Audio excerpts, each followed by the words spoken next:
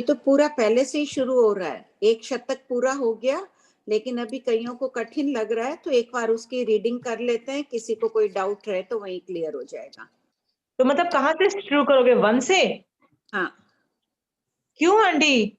Aunty 4 books तक जाना है। जाना तो है, लेकिन एक बार कर लेते हैं, शुरू में 2-3 शतक में थोड़े मजबूत हो जाती है ना, तब और आगे इजी हो जाएगा। अब तो ठीक है fast aunty. Reading can't okay. Here. Preeti ma'am जा सुनाई दे रहा उनका।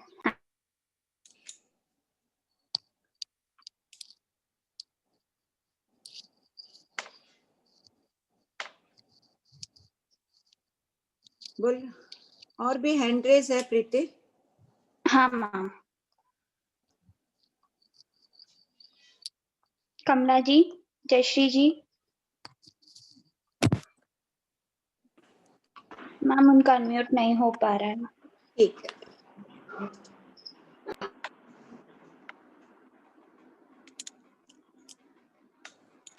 सब कोई पचकान ले लिए, गुरु वंदना करके बैठे सब कोई, एकदम शांति समाधि भाव से, कोई आकुलता व्याकुलता मन में नहीं। भगवती सूत्र वापस प्रारंभ कर रहे हैं, सब ले लो पचकान भी। पढ़ना शुरू करें, टाइम हो गई ना? मैम 3 मिनट है और। अच्छा। आवाज ऐसी क्या? आवाज तो चली थी। कमला जी। हाँ, मेरे को पूछना है 734 नंबर में 24 दंडक में कितने भंग पाए जाते हैं? तो उसमें क्या चतुस्पर्शी और अष्टस्पर्शी दोनों लेके ये अगुरु लघु होता है क्या? हाँ, 24 दंडक में भाव लेशा और जीव तो अरूपी है, हाँ, शरीर चतुस्पर्शी है, तो इनकी अपेक्षा अगुरु लघु भंग 24 दंडक में पाया जाता है। नहीं ये तो हो गया, ये हाँ। भावलेख्या और जीव अरूपी है। हाँ। तो इधर में चतुस्पर्शी है, ये मन योग और कर्मण योग। हाँ। चतुस्पर्शी और अरूप भावलेख्या है, वो अष्टस्पर्शी है। नहीं, भाव लेशा चतुस्पर्शी है, द्रव्य लेशा अष्टस्पर्शी होती है। अच्छा, तो मतलब चतुस्पर्शी होने से अगुरु लघु होता है क्या? हाँ। हाँ, क्योंकि गुरु लघु स्पर्श नहीं है ना, इसलिए उनको हाँ। अगुरु लघु का, अरूपी द्रव्यों को और चतुस्पर्शी द्रव्यों को अगुरु लघु कहा जाता है, कहा गया इस आगम पाठ में। अच्छा, अरूपी और चतुस्पर्शी को कहते हैं। हाँ। हाँ। और स्पर्शी को नहीं कहते हैं। नहीं, अष्टस्पर्शी को गुरु लघु नीचे है ना, 3rd पॉइंट में देखिए। हाँ, गुरु लघु का है ना, द्रव्य लेशा अष्टस्पर्शी है, 4 शरीर अष्टस्पर्शी है, काय योग अष्टस्पर्शी है, इनकी अपेक्षा गुरु लघु भंग है। अच्छा अच्छा अच्छा, ठीक है, ओके। आंटी एक बात पूछनी थी कि हाँ। आंटी वो जो गन्ना होता है उसकी जो गांठ होती है ना, वो साधारण वनस्पति की है, राइट?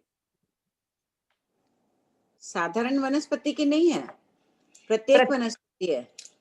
तो प्रत्येक वनस्पति की अनंत अनंत जीव, असंख्या जीवी है ना? हाँ, प्रत्येक में उत्कृष्ट असंख्यात असंख्यात ही है, राइट? पर ये प्रत्येक ही है, पूरा गन्ना प्रत्येक ही है ना? हाँ हाँ हाँ। तो कहीं पे भी इसका साधारण रूट्स में ही होते हैं, रूट्स ही होंगे? इसका जरूरी नहीं है कि प्रत्येक साधारण वनस्पति रूप में ही हो, अपने 23वें शतक में आएगा, आगे करेंगे तब। किसी पत्ते में भी, किसी बीज में, किसी फूल में अनंत शरीर भी हो सकते हैं। हाँ, नाम तो आएगा शास्त्र में, 23वें शतक में देख लेना। हाँ जी आंटी, आपने जैसे एलोवेरा और ये सब का आप उदाहरण देते हो, ये बात तो ठीक है आंटी। मैं जस्ट बोल रही थी कि गन्ने का वो जो गांठ होती है वो प्रत्येक वनस्पति की है ना? हाँ, वो प्रत्येक वनस्पति है। ठीक है आंटी, ओके। आईफोन।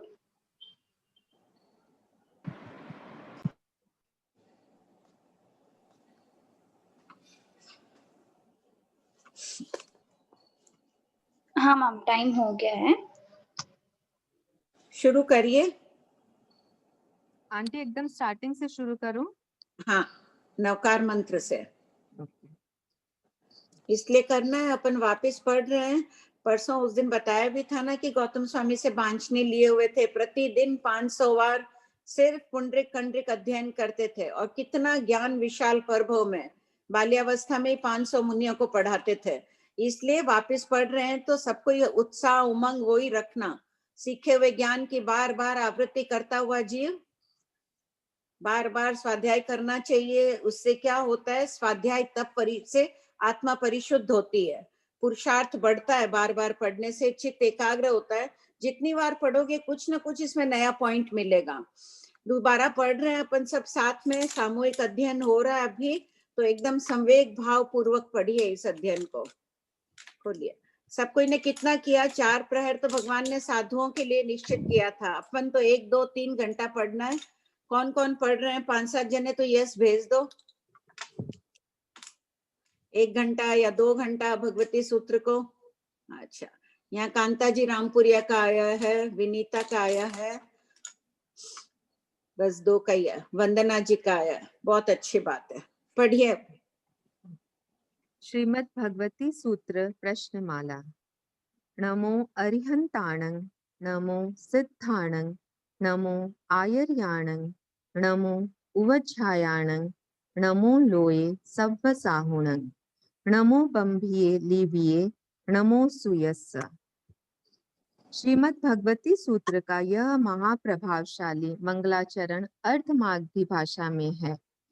पंच परमेष्ठी नमस्कार सर्व पापों का नाशक होने से विघ्न शांति का कारण एवं सर्व मंगलों में प्रधान है। प्रश्न 1। सर्व शास्त्र पापों के का नाशक कैसे? इसकी शब्द रचना भी ऐसी की है महापुरुषों ने कि अगर शांति और समाधि पूर्वक इसका चिंतन किया जाए, प्रत्येक शब्द नौकार मंत्र का आत्मा पर रहे हुए कर्म पुद्गलों पर प्रहार करता है, जिससे वे छिन्न भिन्न हो जाते हैं और विपुल संख्या में आत्मा से अलग होते हैं। ये इसकी सबसे बड़ी विशेषता है, इसीलिए ये त्रिलोक प्रसिद्ध है ये मंत्र। प्रश्न 1। शास्त्र के प्रारंभ में मंगलाचरण क्यों किया गया है? उत्तर। 1। श्रेयस कार्यों में बहुत विघ्न आते हैं, इन विघ्नों का विनाश करने के लिए। दूसरा, प्रारंभ किए जा रहे कार्य की सफलता के लिए। और तीसरा, शिष्य समझे कि हम मंगल, शुभ, कल्याण कर रहे हैं, इसीलिए शास्त्र के प्रारंभ में मंगलाचरण किया गया है। प्रश्न 2। अरिहंत किसे कहते हैं? उत्तर। 4 घाती कर्मों को नष्ट कर देने के फल स्वरूप जिन्हें केवल ज्ञान, केवल दर्शन की उपलब्धि हो जाती है, उन्हें अरिहंत कहते हैं। प्रश्न 3। सिद्ध किसे कहते हैं? उत्तर। जो महापुरुष समस्त कर्म बंधनों से मुक्त होकर मोक्ष प्राप्त कर लेते हैं, उन्हें सिद्ध कहते हैं। प्रश्न 4। आचार्य किसे कहते हैं? उत्तर। चतुर्विध संघ का नेतृत्व करने वाले 36 गुणों के धारक महापुरुष जो स्वयं पंचाचार का पालन करते हैं और दूसरों से करवाते हैं, उन्हें आचार्य कहते हैं। प्रश्न 5। उपाध्याय किसे कहते हैं? 25 उत्तर। 25 गुणों के धारक मुनि जो आगमों के रक्षक और शिक्षक होते हैं, उन्हें उपाध्याय कहते हैं। प्रश्न 6। साधु किसे कहते हैं? उत्तर। 5 महाव्रतों का पालन करने वाले, 5 समिति, 3 गुप्तियों के आराधक, मोक्ष की साधना करने वाले साधु कहलाते हैं। प्रश्न 7। नमो लोये शब्द का क्या अर्थ है? उत्तर। लोये लोक शब्द से मनुष्य लोक ग्रहण किया गया है, अर्थात मनुष्य लोक में विराजित साधुओं को नमस्कार। ये इसमें एक प्रश्न आया था, विनीता ने किया था कि मनुष्य लोक की क्यों कहा गया? मूल रूप से तो साधु मनुष्य लोक में ही रहते हैं, शहरण की अपेक्षा या कोई लब्धि का प्रयोग कर ले तब अन्यत्र गए हुए रहते हैं। यहाँ मूल के कारण कह दिया है, मूल स्थान उनका यही है, अढ़ाई द्वीपी है, मनुष्य लोक की है। प्रश्न 8। सव्व शब्द का क्या अर्थ है? उत्तर। सव्व शब्द के 2 अर्थ कहे गए हैं, यथा पहला सार्व, जो सबके लिए हितकारी हो, वह सार्व कहलाता है। दूसरा सर्व मतलब सभी। प्रश्न 9, साधु के साथ सर्व विशेषण लगाने का क्या प्रयोजन है? उत्तर, अरिहंतों और सिद्धों के ज्ञान में सर्वथा समानता होती है, वैसी समानता साधुओं में नहीं होती। विभिन्न प्रकार की साधना के कारण साधुओं के अनेक भेद होते हैं। सव यानी सर्व विशेषण लगाने से सभी प्रकार के साधुओं का ग्रहण हो जाता है, चाहे वे सामायिक आदि किसी भी चारित्र में हो, प्रमथ संयत हो, अप्रमथ संयत हो, पुलकादि पांचों प्रकार के निर्ग्रंथों में से कोई हो, जिन कल्पी, स्थविर कल्पी, प्रतिमाधारी, यथालंद कल्पी या कल्पातीत हो, अथवा वे प्रत्येक बुद्ध, स्वयं बुद्ध या बुद्ध बोधित में से किसी भी कोटि के हों। भरत, एलवत, कोटि यानी प्रकार, किसी भी प्रकार के हों। भरत, एरवत, महाविदे, जम्बूद्वीप, धात्कीखंड आदि किसी भी क्षेत्र में विद्यमान हो। प्रश्न 10, यथालंद कल्पी साधु किसे कहते हैं? उत्तर, समय, आवलिका, मुहूर्त आदि कालवाचक शब्द हैं। उसी प्रकार लंद शब्द भी कालवाचक है। पानी से भीगे हुए हाथ को सूखने में जितना काल लगे, वह जगन्य काल और उत्कृष्ट 5 अहोरात्रि तक के काल को सैद्धांतिक परिभाषा में लंद कहते हैं। इस काल तक एक स्थान पर ठहरने वाले साधु यथालंद कल्पी कहलाते हैं। जगन्य 9वें पूर्व की तीसरी आचार वस्तु और उत्कृष्ट देशों 10 पूर्व के ज्ञाता 5 साधुओं का गण यथालंद कल्पी लंदित रूप में मान्य किया जाता है। इस कल्प को अंगीकार करते हुए साधु वर्तमान की अपेक्षा जगन्य 15 उत्कृष्ट पृथक्त्व 1000 होते हैं और पूर्व प्रतिपन्न की अपेक्षा अर्थात पहले से इस कल्प को अंगीकार किए हुए साधु जगन्य उत्कृष्ट पृथक्त्व करोड़ होते हैं। इनका शेष वर्णन जिन कल्पी की तरह है। 9वें पूर्व में 20 वस्तु हैं। इसमें क्या दिया? यथालंद कल्पी को भी कितने पूर्वधर होते हैं। ये जगन्य 9वें पूर्व की तीसरी आचार वस्तु तक का ज्ञान है और कितने साधु जगन्य उत्कृष्ट पृथक्त्व करोड़ रहते हैं। आपका भी पूरा समुदाय जाएगा पूर्वधर बनने के लिए। यहाँ पुरुषार्थ करते जाइए, उसका फल यही है, अवश्य पूर्वधर बनेंगे, 14 पूर्वी बनेंगे। इतने साधु चाहिए लोक में प्रति समय। जाते तो अपन में से ही हैं, निकल निकल के आगे बनते हैं। तो सब पुरुषार्थ करिए, सम्यक पुरुषार्थ रहेगा, संवेग पूर्वक अवश्य सबको बनना है। हाँ, पढ़िए। जिन कल्पी का वर्णन शतक 1 उद्देशक 3 कांक्षा मोहनीय वेदन के 13 कारणों के थोकड़े में देखें। प्रश्न 11, ब्राह्मी लिपि किसे कहते हैं? उत्तर, भगवान ऋषभ देव द्वारा अपनी पुत्री ब्राह्मी को दिया गया लिपि का ज्ञान ब्राह्मी लिपि कहलाता है। प्रश्न 12, लिपि किसे कहते हैं? उत्तर, लिखे जाने वाले अक्षरों के आकार को लिपि कहते हैं। प्रश्न 13, प्राचीन काल में शास्त्रों को कंठस्थ करने की परंपरा थी, लिपिबद्ध करने की नहीं। ऐसी स्थिति में लिपि को नमस्कार क्यों किया गया है? उत्तर, वृत्तिकार इसका कारण स्पष्ट करते हुए कहते हैं कि यह नमस्कार शुद्ध ज्ञान को प्राप्त करने में अत्यंत उपकारी है तथा इससे शुद्ध ज्ञान चिरकाल तक स्थायी रखा जा सकता है, विस्मृति से बचाया जा सकता है और स्व पर का हित साधा जा सकता है। इसीलिए इस शास्त्र को लिपिबद्ध करने वाले किसी परंपरानुगामी ने ब्राह्मी लिपि को नमस्कार किया है। प्रश्न 14, ब्राह्मी लिपि लिखने के कितने तरीके हैं? उत्तर, श्रीमद् समवायांग सूत्र के समवाय 18 में ब्राह्मी लिपि लिखने के 18 प्रकार कहे गए हैं। सभी प्रकार उपलब्ध नहीं हैं। प्रश्न 15, किन किन शास्त्रों के नाम के आगे श्रीमद् लगाया जाता है? उत्तर, क, च, ठ, प, स। इन 5 अक्षरों से प्रारंभ होने वाले शास्त्रों के नाम के आगे श्रीमत शेष के श्रीमद लिखा जाता है। प्रश्न 16। ये व्याकरण की दृष्टि से है। श्रीमद् भगवती सूत्र के कितने नाम हैं?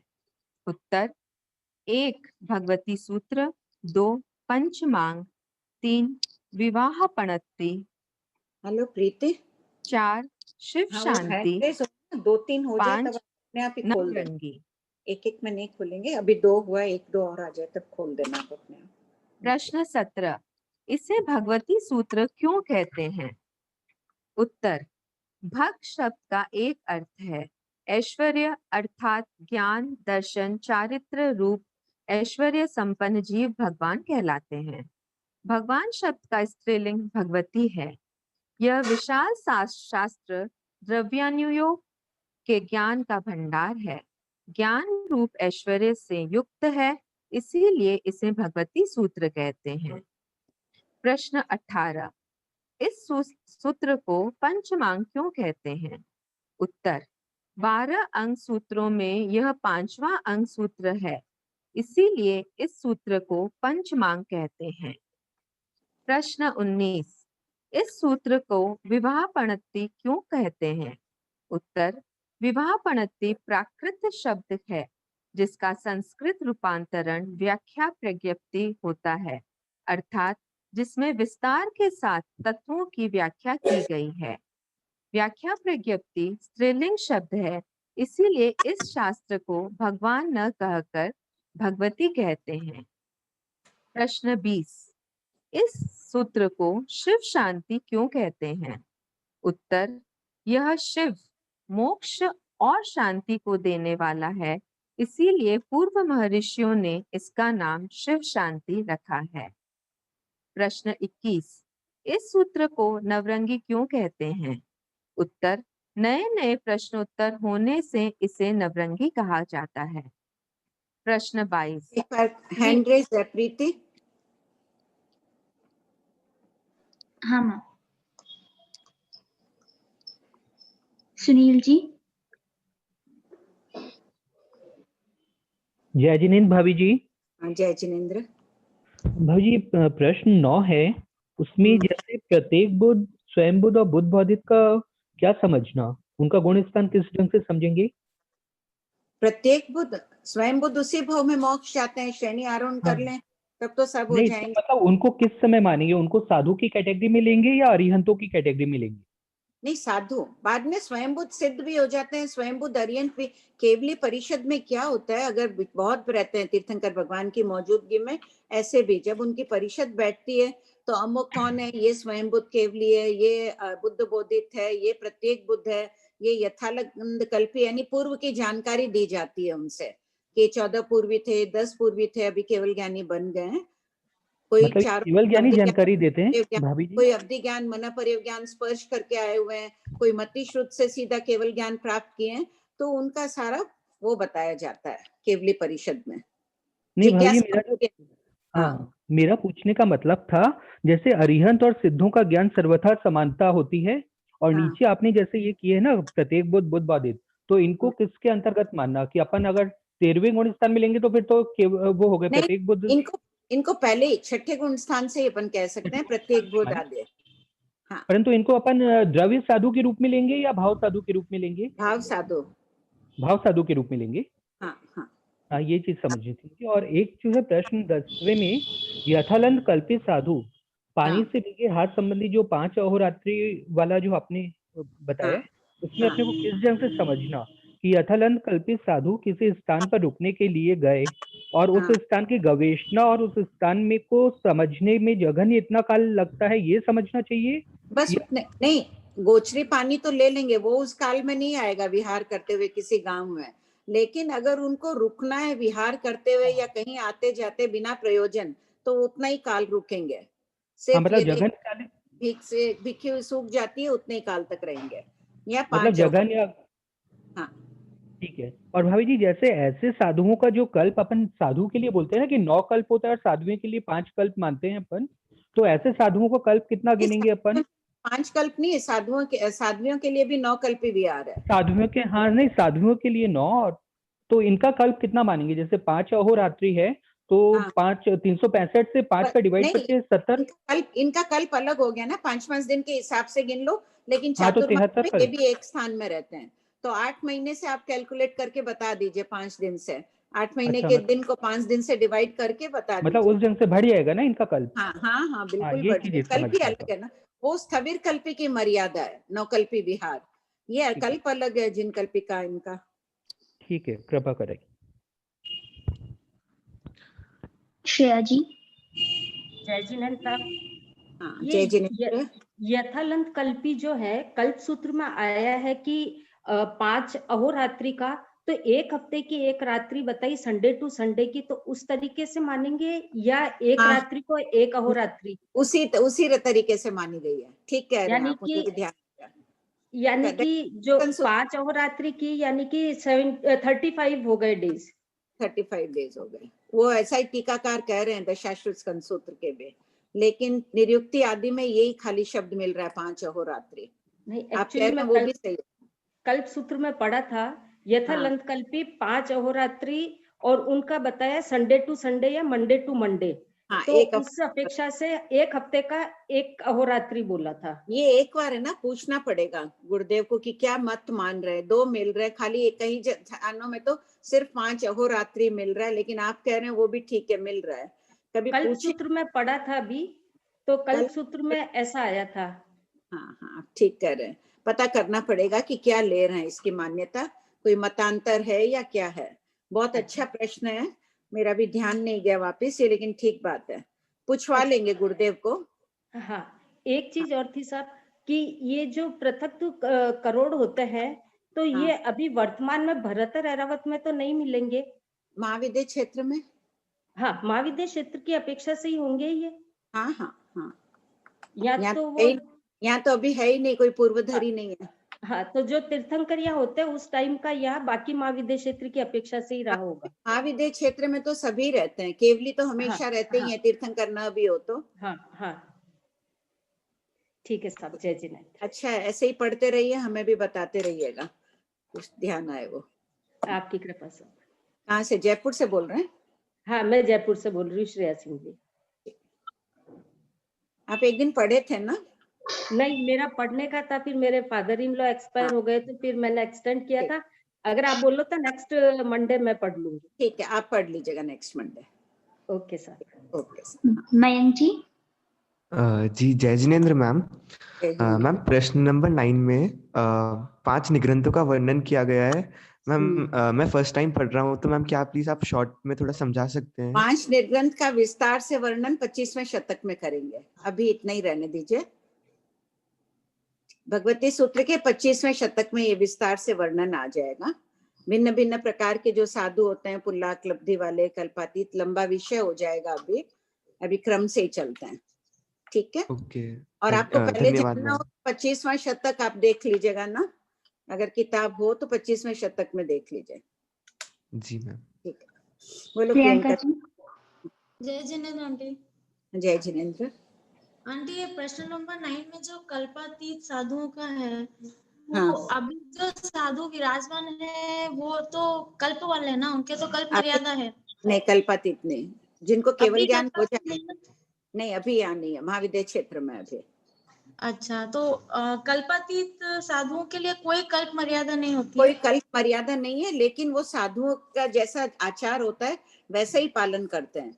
अन्यथा क्या होगी कि कोई सोचेगा जैन साधुओं में कैसे है, कोई किसी प्रकार का कल्प पालन करता है, कोई किसी प्रकार का, वो जा सकते हैं। जैसे आगे पढ़ेंगे, गौतम स्वामी उठकर स्कंदक परिव्राजक आता है, सामने जाते हैं। साधुओं के लिए कल्पनीय नहीं है कि कोई गृहस्थ आ रहा है तो सामने जाए।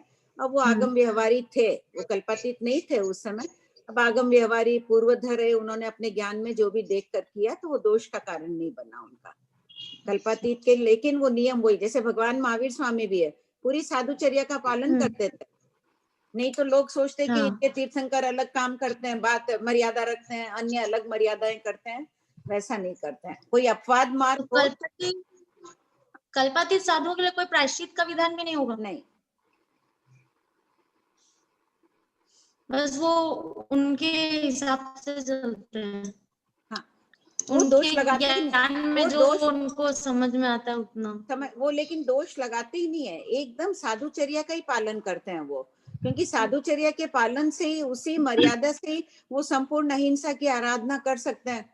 वो तो दोष सेवन करेंगे ही नहीं, हिंसा लेश मात्र भी नहीं करेंगे। ये जो मर्यादाएं बनाई गई है, ये वर्ती रहेंगे आंटी, कौन कल्पातीत सा साधु कौन से गुण स्थान वर्ती रहेंगे? कल्पातीत 10वें गुण स्थान में भी माना है, वैसे 11वें से 14वें 10वें सूक्ष्म संप्राय में भी कल्पातीत माना है शायद, फिर भी मैं 10वें का चेक कर लूंगी, मेरे ख्याल से 10वें में भी है। ठीक है। और ये जो पृथक तो 1000 होते हैं, प्रश्न हाँ। नंबर 10 में यथालंत कल्पी साधु का, तो हम्म। पृथक तो 1000 मतलब 2 से 9 या 2 to 47, क्या समझना है इसको? पृथक्व 1000 में 2000 से लेकर 2 लाख में कुछ कम तक समझना। 2000 से 2 लाख। ये पहले आ चुका है ना, अपने आगे प्रश्न आ जाएगा पृथक्व 1000 और का, अभी आ जाएगा प्रियंका जी। ठीक है आंटी, क्योंकि समझ लेती हूँ, क्योंकि पहले आप जब समझाए ना, जब मेरे दूसरी एग्जाम्स की तैयारी चल रही थी, तो ये इतना कर नहीं पाई थी मैं। अच्छा ठीक है, कोई बात नहीं। अनिता पृथक्व जय जिनेन्द्र, आपने वो 13वां क्वेश्चन है, प्राचीन काल में शास्त्रों का जो था, हाँ वो बोल रहे हैं कि वो लिपिबद्ध नहीं था करके, लेकिन वो हाँ। ऋषभ देव भगवान है तो ब्राह्मणी लिपि का तो हो गया था ना, तो फिर कैसे नहीं था? नहीं, लिपि परंपरा तो थी, लोग व्यापार संबंधी भी अपनी बात लिखते थे, अक्षर ज्ञान था, लेकिन शास्त्रों को लिपिबद्ध नहीं किया जाता था। जैसे कोई साधु साध्वी है, अपना कुछ पॉइंट नोट कर लेते होंगे या कुछ करते होंगे, शास्त्र नहीं लिखे गए थे। तो वो लिपि, हाँ बोलिए। वो लिपिबद्ध क्या प्राकृत भाषा थी या कौन सी थी, मतलब उस टाइम? नहीं, लिपि तो अक्षर शैली बता रहे ना, ब्राह्मी लिपि थी, इसके 18 प्रकार बताए गए हैं।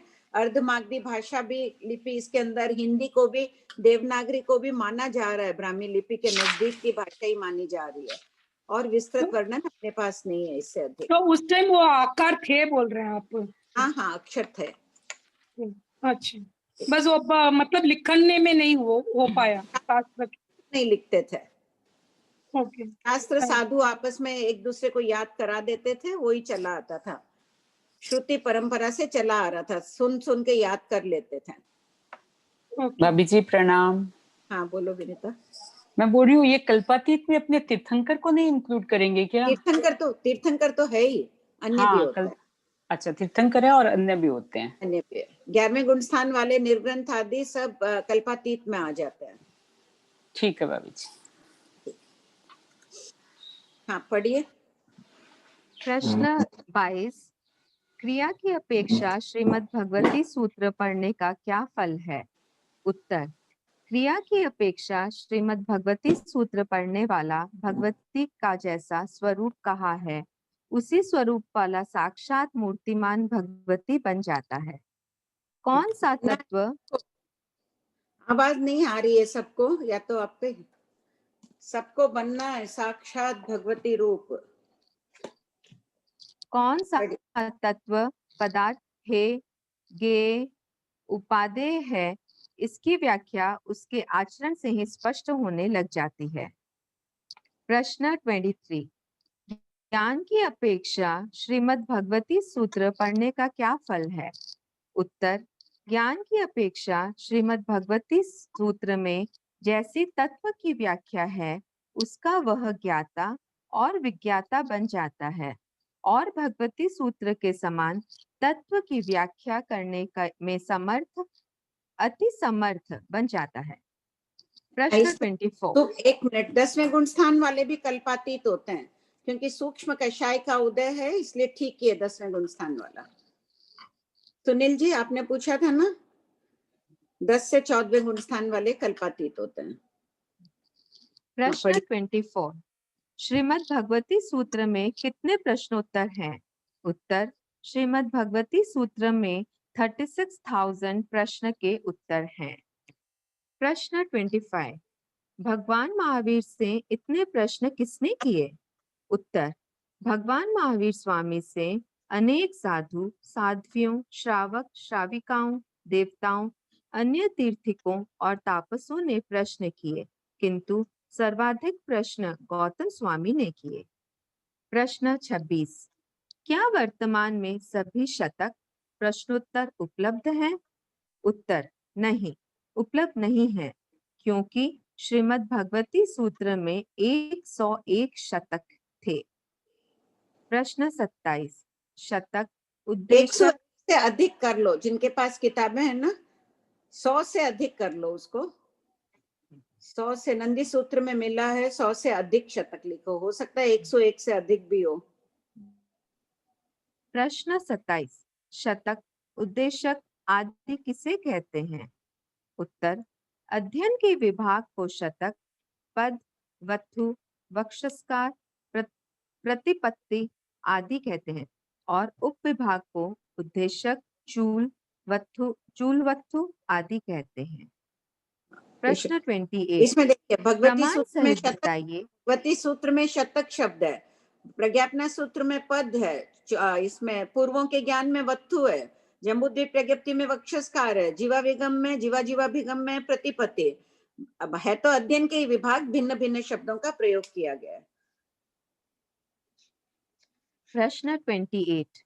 प्रमाण सहित बताइए कि वर्तमान में सभी शतक प्रश्नोत्तर उपलब्ध नहीं है।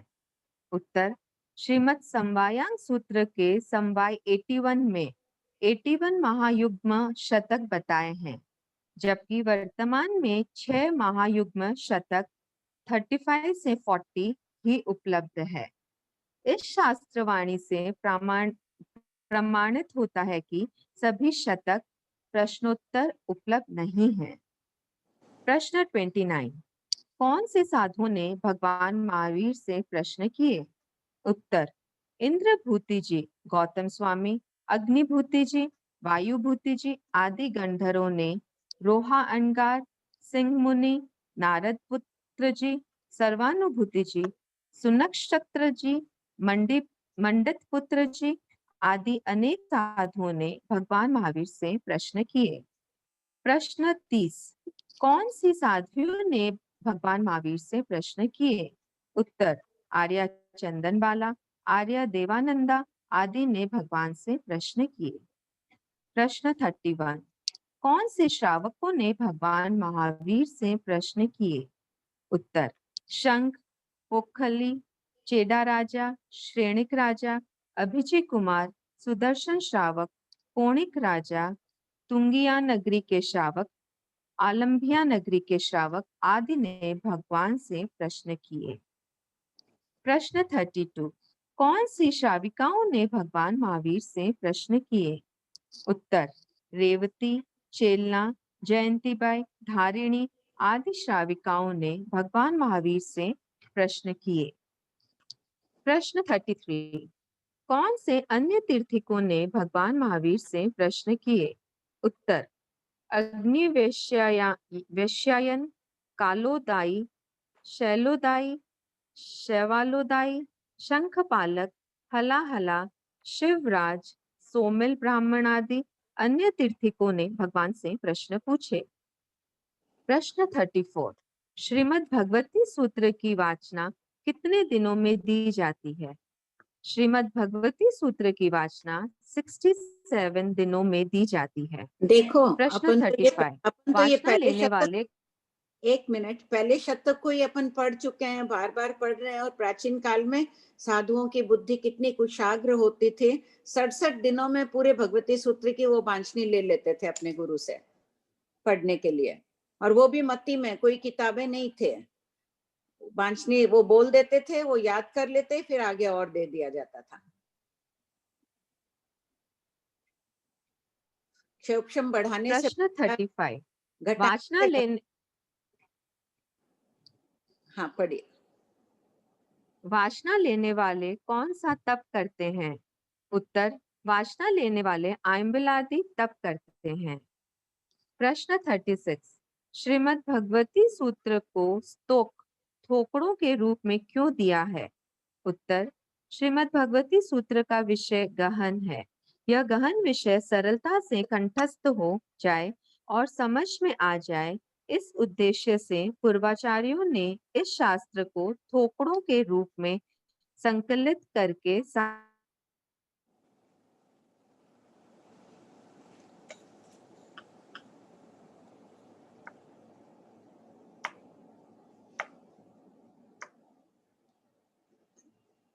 क्या हुआ?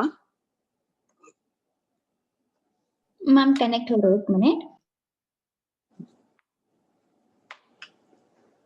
बोलो विनीता। भाभी जी, ये कौणिक राजा की जहाँ बात आई है, वो राजा श्रेणिक का पुत्र ये कौणिक, तो वो फिर श्रावक बन गया? श्रावक तो वो था ही, परम भक्त था भगवान महावीर का।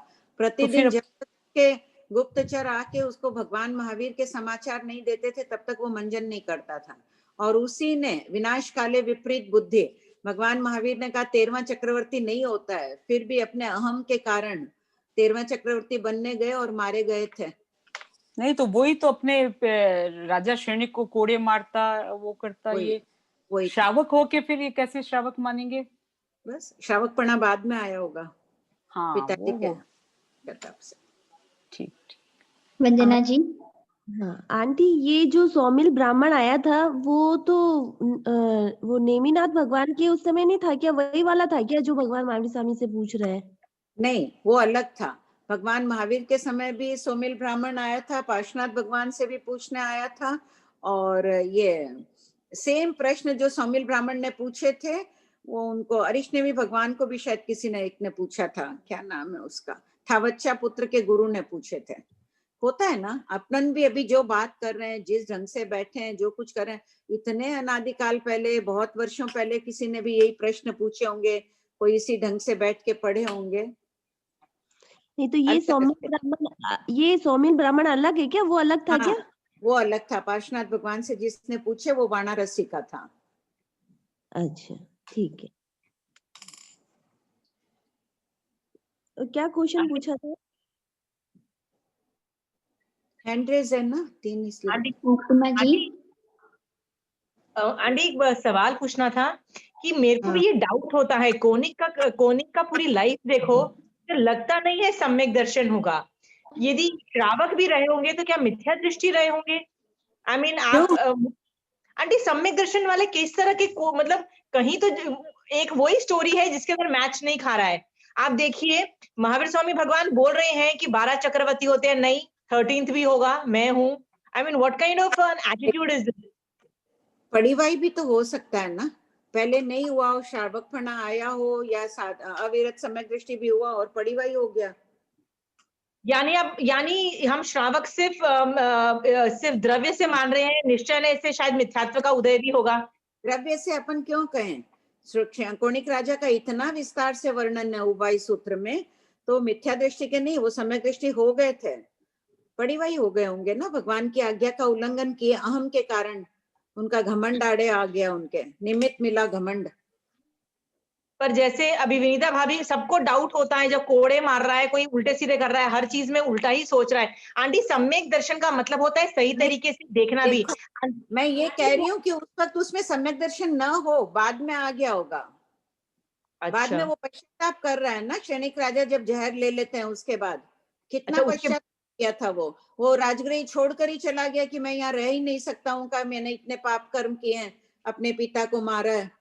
उसने चंपानगरी में अपनी राजधानी बना ली थी। ठीक है आंटी, ठीक है। आंटी पड़ीवाई की अपेक्षा बोल रहे हो, मतलब जो करेक्टर जहां जहां गलत काम कर रहा है तो आप सोच रहे हो पड़ीवाई की धारणा पूरी लगती है, राइट? बिल्कुल वही मानना चाहिए। कोनिक का वर्णन में है वो। ठीक है आंटी, फिर बैठ जाता है। वर्णन है आंटी, उसमें लिखा हुआ है कि वो बाद में बहुत पश्चाताप करता है, पिता को मतलब जेल से छोड़ देता है और माफी मांगता है कोनिक, फिर पूरा धर्म ध्यान में लग जाता है, चेलना का पुत्र। हाँ, ठीक बात है।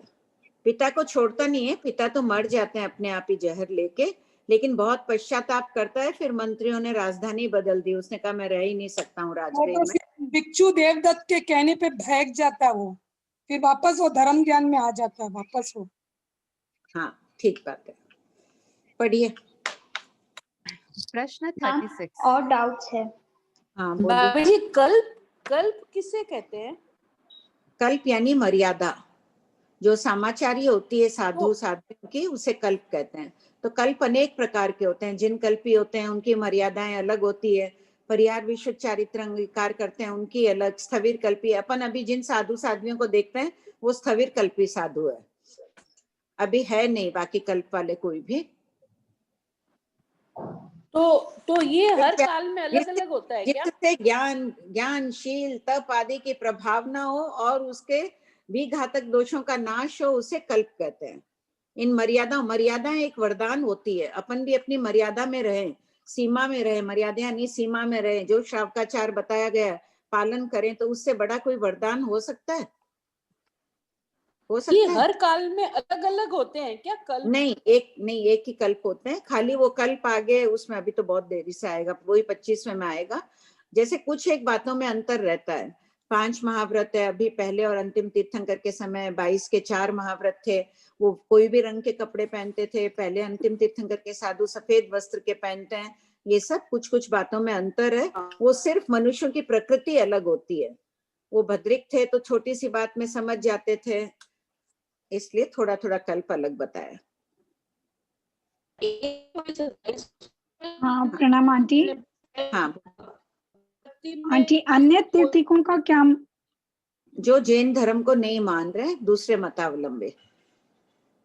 तो कई अन्य तीर्थिक भी आते थे भगवान, जैसे कालोदाई का अपन ने पढ़ा था ना पिछले क्लास में। अन्य तीर्थिक थे, भगवान महावीर से आके चर्चा की, बोध प्राप्त कर लिए। ये मेरी फर्स्ट क्लास है। अच्छा, आगे आ जाएगा, वापस पढ़ ही रहे हैं ना उसमें। आपकी फर्स्ट है क्लास, आप बार बार पढ़िएगा इसको ही। जी आंटी, थैंक यू। पुरुषार्थ करना पड़ेगा। स्वाध्याय एक तप है। स्वाध्याय तप से अपने को परिशुद्ध होना है, तो पुरुषार्थ की आवश्यकता है। पढ़िए। प्रश्न 36। श्रीमद् भगवती सूत्र को स्तोक थोपड़ों के रूप में क्यों दिया है?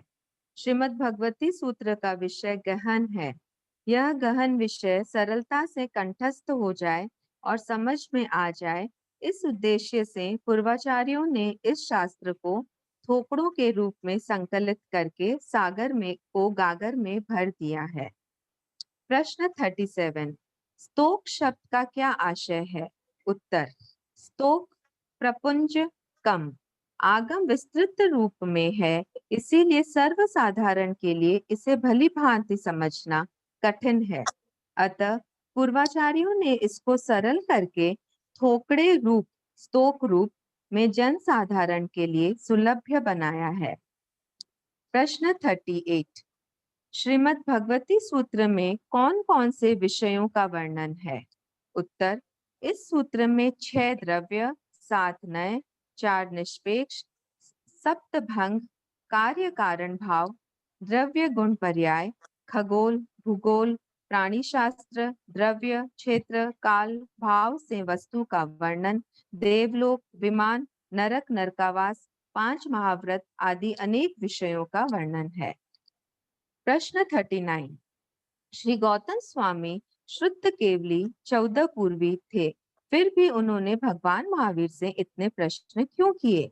उत्तर, निम्नोक्त कारणों से गौतम स्वामी ने भगवान महावीर से इतने प्रश्न किए।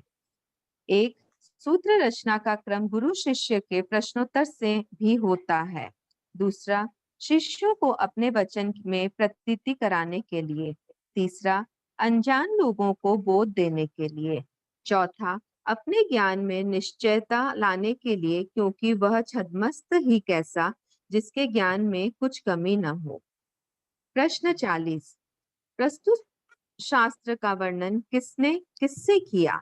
उत्तर, प्रस्तुत श्रीमद् भगवती सूत्र का वर्णन पंचम गणधर श्री सुधर्मा स्वामी ने अपने शिष्य जम्बू स्वामी के समक्ष किया था। न बोल का थोपड़ा, शतक 1, उद्देशक 1। प्रश्न 41। भंते, क्या चल माने चलिए, उदरीच माने उदरिए, वेच माने वेइये, पहिच माने पहिणे, छिच माने छीणे, भिच माने भीणे, डच माने डड्डे, मिच माने मड्डे, निज रिज माने निज्जने कहना चाहिए? उत्तर, हाँ गौतम, चल माने चलिए यावत निज रिज माने निज्जने कहना चाहिए। इन 9 पदों से स्याद्वाद दृष्टि को दर्शाया गया है। प्रश्न 42। श्री गौतम स्वामी ने 9 बोल किस अभिप्राय से पूछे थे? उत्तर, जमाली का मंतव्य था कि जो कार्य किया जा रहा है उसे संपूर्ण न होने तक किया गया ऐसा कहना मिथ्या है। इस प्रकार के प्रचलित मत के समाधानार्थ श्री गौतम स्वामी ने ये प्रश्न प्रस्तुत किए, क्योंकि निश्चय नय की अपेक्षा से जो क्रिया प्रथम समय में होती है उससे भी कुछ अंश में कार्य पूर्ण होता ही है। हाँ प्रीति, प्रीति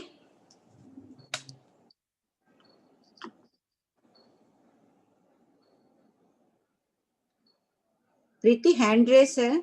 हाँ मैम।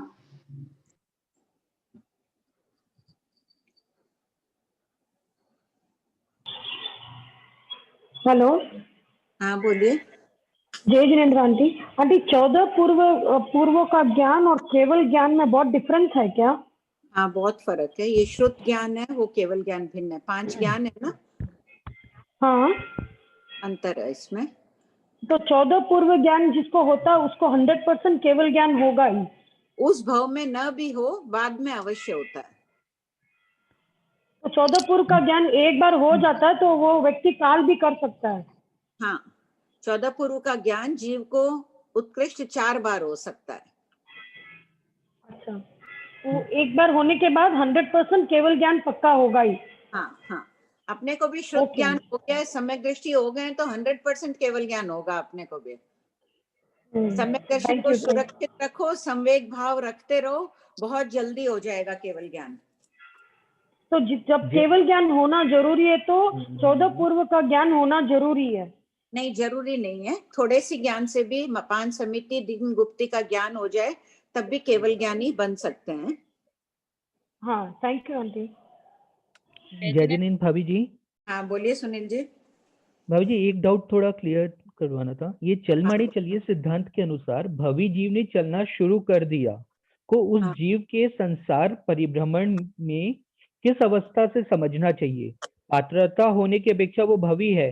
अब जैसे जमाली मान्यता में लिखा हुआ है जो कार्य किया जा रहा है उसे संपूर्ण न होने तक किया गया ऐसा कहना मिथ्या है, जबकि गौतम स्वामी द्वारा निश्चय ने की अपेक्षा से जो क्रिया प्रथम समय में होती है उससे भी कुछ अंश के कार्य पूर्ण होता है। अब जैसे इसमें मेरे को जो समझना है, अनादिकाल से समझना या अर्ध उद्गल से समझना, या भाभी एक और 3-4 पॉइंट से मैं आपको बता रहा हूँ, तो देख लीजिए। अनादिकाल से, अर्ध उद्गल से, शपक श्रेणी से या उपशम श्रेणी में काल पश्चात देव भाव में पूरे अवस्था में सयोपशम संकेती रहता है वो, और पुनः मनुष्य भाव में सयोपशम संकेत रहने के बाद साइक संकेत को प्राप्त करके उत्तरोत्तर अभिवृद्धि करते हुए बचे हुए कर्मों को क्षय करता हुआ जीव, उसको समझना या अन्य कोई कारण? नहीं, ये बहुत बड़ी है। बहुत दूर तक जाओ तब तो ठीक है। सभी भव्य प्राणी, जितने भव्य प्राणी है सभी मोक्ष जाएंगे। चल माने चलिए से घटित करते जाइए उनको भी, लेकिन इतना विस्तार से यहाँ दिया नहीं है। वो समझने की दृष्टि से आपका चिंतन जा रहा है, बहुत अच्छी बात है। जो भव्य है मोक्ष में जाएंगे, आप उसको चल माने चलिए में ले लीजिए। एक समय पूर्ण हुआ उसका, अनंत अनंत अनंत काल बाद जाएगा वो, समझ लीजिए। एक समय पूर्ण हुआ, दूसरा समय पूर्ण हुआ तो गतिशील तो हो ही गया मोक्ष की ओर। लेकिन यहाँ अपन टीकाकार ने क्षपक श्रेणी की अपेक्षा ही कथन किया है। जो अच्छा, जैसे डी पॉइंट है उपशम श्रेणी, नहीं यहाँ वो पढ़ी नहीं हुआ ना, पढ़ी नहीं हुआ ना भाभी जी। उपशम श्रेणी वाला भी अगर कर रहा है, सयोपशम संकित में रहता है, वापस पुनः मनुष्य बनता है, सयोपशम संकित में रहते हुए शायक संकित को प्राप्त करके वो अपने बाकी के कर्म क्षय करता है, तो यहाँ पे भी वो पढ़ी नहीं हुआ ना, तो इसको भी ले सकते हैं?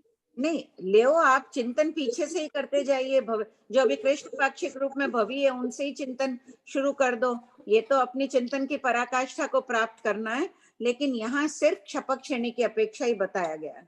बाकी चिंतन की दृष्टि से वो ठीक है। जो कृष्ण पाक्षिक भवी है, क्षपक श्रेणी मानना, क्षपक श्रेणी से ही कथन किया है टीका में। कृपा करें। जय जिनेन्द्र भाभी जी। हाँ, ये स्वादवाद दृष्टि को दर्शाया, मतलब इसका मतलब क्या है? स्याद्व्याद अनेकांतवाद है। अनेकांतवाद कोई भी, हाँ, अनेकांत, स्याद्व्याद, भेदाभेदवाद, नयवाद, ये सभी पर्यायवाची एकार्थक शब्द है। और ये निश्चय नहीं की अपेक्षा, तो निश्चय यानी वस्तु का सर्वांगीण कथन करना, पूर्ण रूप से कथन करना उसका। जैसे उस दिन कोयल का दृष्टांत दिया था ना, कोयल देखने में काली है लेकिन उसमें 5 वर्ण 2 गंध आदि है। अपन भी है तो किसी की माँ है, किसी की बहन है, भाई है, तो वो सर्वांगीण रूप से कथन करना स्याद्व्याद दृष्टि है। निश्चय नए नए का मतलब किसी भी रूप से उसका कथन कर लो, उसको अगर माँ के रूप में मानो तो भी ठीक है, भाई रूप में भी उसको अमुक को मानो, किसी का भाई, किसी का पुत्र आदि है, इस अपेक्षा से कथन करना, हर अपेक्षा से वो सत्य, अपेक्षावाद कह दो इसको। तो स्वादवाद मतलब अनेकादवाद, अपेक्षावाद। और हाँ। निश्चय नहीं मतलब, निश्चय नहीं का मतलब निश्चय नहीं यानी वस्तु की संपूर्ण जानकारी देना। संपूर्ण जानकारी। हाँ, तो यहाँ संपूर्ण जानकारी दी जा रही है कि आगे दे ही रहे ना, एक अंश में कार्य पूर्ण हो रहा है तो उसको भी कह दिया काम हो गया। जय जिनेंद्र आंटी, हाँ। आप अभी बोले थे ना 14 पूर्वक का ज्ञान उत्कृष्ट 4 बार होता है करके। हाँ। तो जैसे केवल ज्ञान एक बार आने के बाद जाता नहीं, तो 14 पूर्वक का ज्ञान भी मतलब एक बार आने के बाद जाता है या नहीं जाता? मतलब जैसे अपन काल कर गए। हाँ, चला जाता है, चला जाता है क्या? हाँ। काल कर गए तो चला ही गया, और रहते हुए भी मनुष्य पर्याय में रहते हुए भी चला जाता है। प्रमाद से दोहराए कुछ हुए तो भूल जाते हैं। अच्छा, तो सम्यक दृष्टि जैसे 14 पूर्व के ध्यान वाले तो सम्यक दृष्टि होते हैं ना? हाँ, 10 पूर्वी भी नियमा समय, 10 से लेकर 14 वाले नियमा समय दृष्टि। 9वें पूर्व की तीसरी आचार वस्तु तक का ज्ञान हो, उनमें मिथ्या दृष्टि भी हो सकते हैं। तो सम्यक दृष्टि वाले तो मतलब एक बार आने के बाद जाती नहीं है, तो फिर पूरब के ज्ञान कैसे चला जाता है? मतलब सम्यक दृष्टि भी चली जाती है आने के बाद। अच्छा, अपने को भी अपने सम्यक दर्शन को सुरक्षित रखना चाहिए, उसकी रक्षा के लिए पूरा प्रयास करना चाहिए। जैसे अपन अपने धन की सुरक्षा करते हैं, संभाल के रखते हैं, उसी प्रकार अपने सम्यक दर्शन की सुरक्षा करनी चाहिए। कांक्षा मौनी में यही तो चेता रहे हैं, अन्य दर्शनों की ये करेंगे वो करेंगे तो सम्यक दर्शन जाने की संभावना रहती है। Thank you aunty. सब कोई ध्यान करते हो कि संवेग भाव बढ़ा रहे हो? एक हाँ की हाँ से और जय जिनेंद्र आंटी। हाँ जय आंटी, मैं पूछ रही थी, ये जो आपने बोला था 14 पूर्व का ज्ञान उत्कृष्ट 4 बार पूरे भवों में 4 बार होता है या एक भव में, प्रेजेंट भव में? पूरे भवों में, पूरे भवों में। सो जैसे अभी 14 पूर्व का ज्ञान हुआ और फिर चला गया तो वापस दूसरी बार आया, तो ये सभी भवों में 2 बार हो गया, राइट? हाँ। जैसे नहीं, एक भव में तो थोड़ा विस्मृति हुआ, अप्रमत में चले गए, पुरुषार्थ कर लिया, वापस भव की अपेक्षा कह रही हूँ कि उत्कृष्ट 4 भव में आता है। अच्छा, और एक भव में 2-3 बार आ जा सकता है प्रमाण? हाँ, एक भव में क्षौप्ष्मिक है ना, श्रुत ज्ञान क्षौप्ष्म है, क्षौप्ष्म ज्ञान चला अभी। और दूसरा चीज आंटी, ये जो क्वेश्चन नंबर 36 में आपने बताया था, इस शास्त्र को थोकड़े के रूप में संकलित करके सागर को गागर में भर दिया है। तो शास्त्र, तो हम थोकड़ों को भी तो शास्त्र ही बोलते हैं ना? तो हिंदी अनुवाद है ना।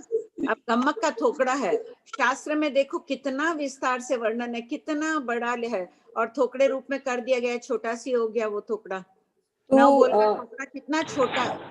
तो हाँ, नवबोल का थोकड़ा छोटा है, तो शास्त्र अलग है, मतलब आगम से अलग है?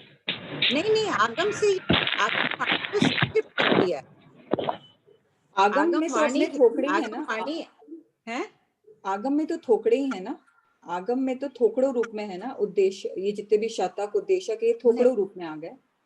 नहीं, उनको शतक उद्देशक थोकड़े नहीं बोल सकते ना, थोकड़े का अर्थ स्तोक है। जैसे गम्मक का उदाहरण दिया, अगर मूल पाठ को पढ़ने बैठो तो कितना विस्तार से वर्णन है, जल्दी से समझ भी नहीं आएगा। यही थोकड़े रूप में कर दिया, घर कर दिया, वो कर दिया। अलग शास्त्र में घर थोड़ी है, घर शब्द ही नहीं, अपन घर से समझ जाते हैं।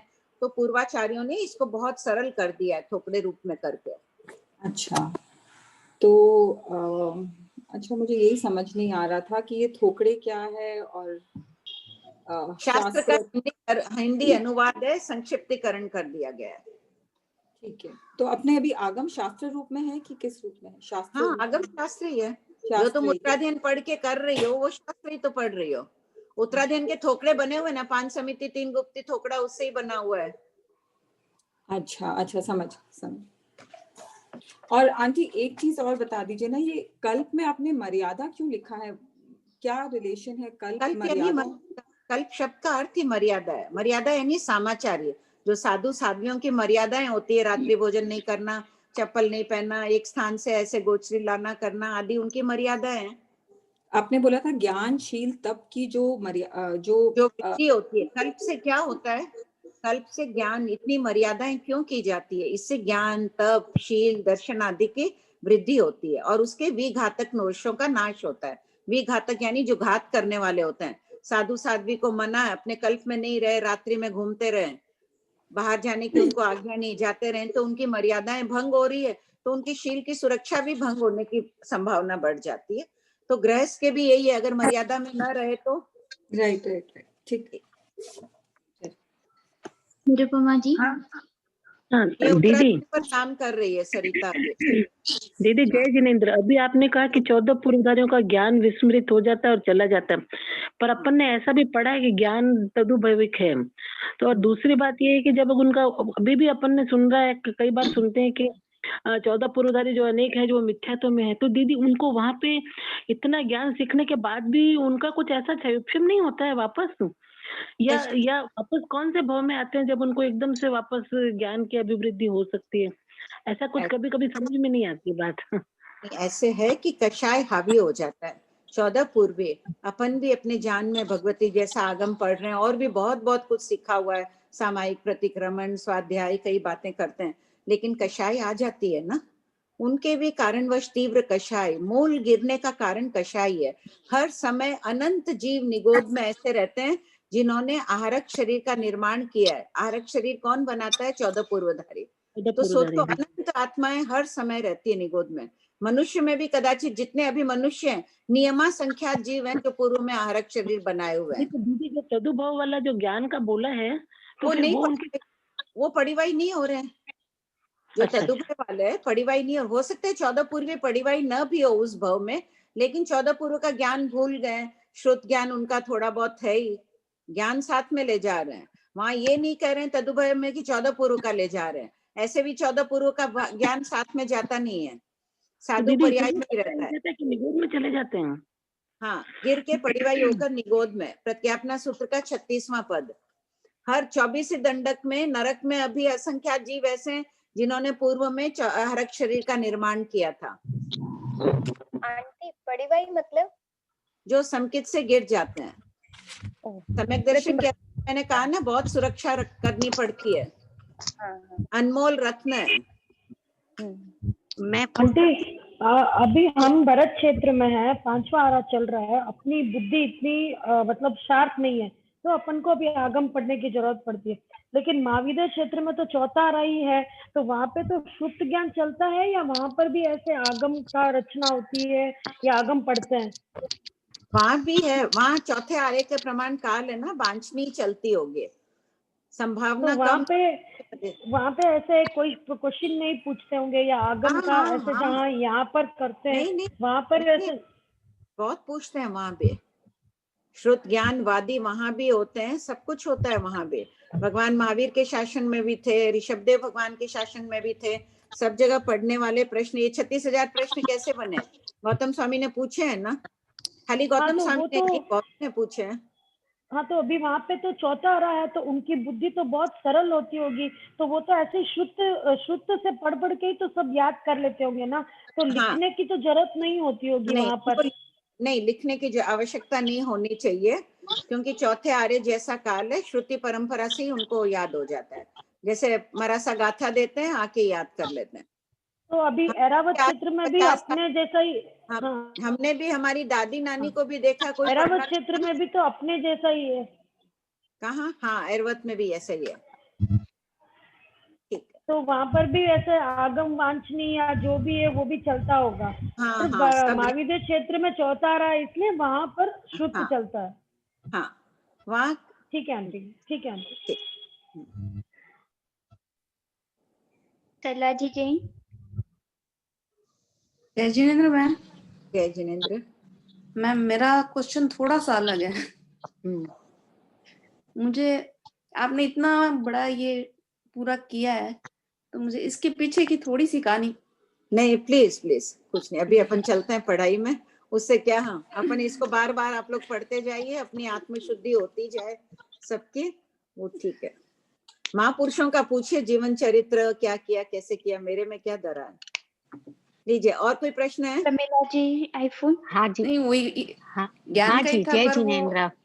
जय जिनेन्द्र। जय जिनेन्द्र जी, मेरे जय को ये पूछना था कि हम लोग कैसे जानेंगे कि मेरे को सम्यक ज्ञान हुआ, और दूसरा हम ऐसा क्या करें कि जो आपने अभी जस्ट थोड़ी देर पहले कहा था कि सम्यक ज्ञान को हम लोग सुरक्षित रखें, तो इसके लिए ऐसा क्या करें कि वो सुरक्षित रख पाए? पहले तो ये पता चले कि हो गया, फिर उसे सुरक्षित कैसे रखें? पहली बात है कि निश्चय ने में तो पता चलेगा नहीं कि अपन सम्यक दृष्टि है या नहीं, लेकिन व्यवहार में तो कम से कम सम्यक दर्शन को कायम रखें। निश्चय ने तो अपनी आत्मा को पूछो, मैं सम्यक दृष्टि हूँ या नहीं। देव, गुरु, अरियन, सिद्ध, देव, आचार्य, उपाध्याय आदि पर पूर्ण रूप से श्रद्धा है क्या? जैन आगमों पर पूर्ण रूप से श्रद्धा है क्या? अंतर हृदय में दया है क्या? हिंसा के प्रति घृणा के भाव है क्या? हिंसा अपन छोड़ नहीं पा रहे हैं। अभी मैं भी खुले मुंह बोल रही हूँ, व्हाट्सएप है, वो है, सब कर रहे हैं, लेकिन त्रस्त काय के जीवों की तो हिंसा से बचते ही हैं। इससे भी यथासंभव तो बचना ही चाहते हैं कि जितना कर लें। यहाँ अभी अधिक कर रहे हैं हिंसा, तो बाद में कुछ ना कुछ तो कॉम्पनसेट करो। तो अगर वैसे भाव है तो मान के चलो ये, और कुछ ना कुछ स्वाध्याय करते रहो तो सम्यक दर्शन सुरक्षित रहे। भाभी जी प्रणाम। भाभी जी, अभी जैसे आप बताए ना कि 14 पूर्व का ज्ञान जो है अभी भी संख्यात मनुष्य अभी प्रेजेंट में है कि वो 14 पूर्व का ज्ञान किए हुए हैं, नियमा किए हुए हैं। तो संख्यात ही मनुष्य और संख्यात ही 14 पूर्व किए हुए हैं, मतलब उसमें वो डिफरेंस होगा, ठीक है। पर मैं क्या बोल रही हूँ कि जो 14 पूर्व का ज्ञान करके अभी प्रेजेंट में जो मनुष्य है, उनके फिर भाव धारा वगैरह सब अलग होगी, या जैसे नॉर्मल जैसे अपन है वैसे ही? तो अभी बहुत थोड़ा बहुत पढ़ रहे हैं, भावों में परिवर्तन आता है ना। कषाय भी आ जाती है, घर में बैठे हैं, कोई बात हो जाती है, आ भी जाती है, लेकिन वापस संभलते भी तो हैं। वो और ज्यादा संभले हुए रहते हैं, यही मान के चलो। फिर भी उनके फिर भी कषाय में उदय आती है, तभी तो कोई कोई गिरते हैं, तभी तो अनंत जीव ऐसे निगोद में पड़े हैं। जब यहाँ समुच्चय मनुष्य असंख्यात होते हैं, तो असंख्यात मनुष्य 14 पूर्वी होते हैं अतीत में, आरक शरीर का निर्माण किए हुए। नहीं, समुच्चय मनुष्य असंख्यात, हाँ, उसमें तो भी असंख्यात वैसे होते हैं जो 14 पूर्वी होते हैं अतीत में किए हुए। तो भाभी जी, मनुष्य की गणना तो संख्यात में आती है, तो समुच्चय को अपने असंख्यात क्यों बोलेंगे? मनुष्य की समुच्चय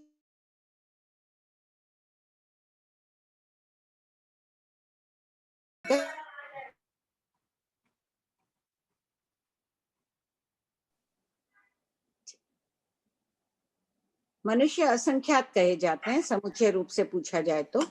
अच्छा, ठीक है भाभी जी। प्रणाम कंचन भाई। हाँ बोलिए सुधा भाई। वो अपने सामायिक में स्वाध्याय नहीं करना चाहिए, ऐसा बात है क्या? किसमें? सामायिक में। अपने सामायिक करते हैं तो उसमें स्वाध्याय नहीं करते हैं? हाँ, अपने तो कोई मनाही नहीं है ना। नहीं, क्योंकि वो एक्चुअली दिगंबर साहित्य में ऐसा मैंने पढ़ा था, मैंने कहा ये बात हमारे तो नहीं है भाई, मेरे को तो नहीं लगा। नहीं। हाँ वही, ठीक है, ठीक। प्रेमलता जी मंडोर। प्रेमलता जी चौडिया। हाँ, जय जिनेन्द्र भाभी जी। हाँ जय जिनेन्द्र। हाँ, आज भाभी जी आपने अनेकांत के बारे में जो 3-4 उदाहरण दिया, एग्जाम्पल दिया है, उसमें वो न्याय का एग्जाम्पल भी आपने दिया, तो अनेकांत का न्याय का एग्जाम्पल होगा? उसमें तो निश्चय और व्यवहार दोनों को लेकर अनेकांत होता है। निश्चय न्यायवाद है, न्याय यानी अपेक्षा, अपेक्षा से कथन करना भी अनेकांतवाद है। तो न्याय से तो अपने बोलते हैं ना, जब न्याय का एग्जाम्पल दिया जाता है तो उसमें जब निश्चय और व्यवहार दोनों शब्द को मिलाकर उन्होंने देते हैं, तो नहीं, दोनों ना, सात नए में दोनों शामिल है, निश्चय नय भी शामिल है और व्यवहार नय भी शामिल है। तो इसी प्रकार स्याद व्याद में सभी नए शामिल हो जाते हैं, सातों नए शामिल। शैदवाद तो भाभी जी अपने अनेकांत को जब कथन व प्रतिपादन करना है तो शैली शैदवाद हो जाती है। लेकिन ये सब पर्यायवाची हो गए ना, कथन शैली है तो भी एकार्थक ही हो गए, अर्थ तो इनका एक ही निकल रहा है सबका। भेदा भेदवाद अभेदवाद मत मानो, ये सब एकार्थक ही माने जाते हैं। अच्छा, उसमें वो आ जाएगा क्या न्यायवाद भी उसमें हाँ, मतलब? हाँ, अच्छा, सातों ठीक है न्याय इसमें सम्मिलित है। न्याय शातु है। अच्छा, आपने न्यायवाद कहा है। ओ, मैंने न्याय सुने। अच्छा, न्याय तो न्याय न्यायवाद। हाँ, न्यायवाद। हाँ, भाभी जी, शातों नहीं जब आप बोले हम समझ गए। वो व्यवहार नहीं, संग्रह नहीं, वो सारा। हाँ, भाभी जी, धन्यवाद, प्रणाम। आईफोन जैसे भगवती में है शतक बोलते हैं और प्रज्ञापना में पद बोलते हैं, वैसे वस्तु वक्षसार और प्रतिपत्ति कौन से शास्त्रों बोलते हैं? अभी मैं बताई थी ना, प्रतिपत्ति जीवा जीवा हाँ विगम बताया था बाबू जी, वो मेरा हो गया। अच्छा, प्रज्ञापना सूत्र में इसमें जीवा जीवा विगम सूत्र में प्रतिपत्ति कहते हैं, जम्बूद विप्रज्ञप्ति सूत्र में वक्षस्कार कहते हैं, और क्या था, वत्थु कहते हैं 14 पूर्वों में। वत्थु वत्थु। ठीक ठीक ठीक। मधु जी प्रणाम आंटी। हाँ, जय जिनेंद्र। निक्षेप का अर्थ क्या बताया? किसका? निक्षेप यानी क्या? 4 निक्षेप। 7 नए निक्षेप। बहुत विस्तार से दर्शन शास्त्र का वर्णन है, बस हल्का पीछे के शतकों में आएगा, आगे पढ़ते जाएंगे ना, उधर मिल जाएगा निक्षेप और भी। जी आंटी।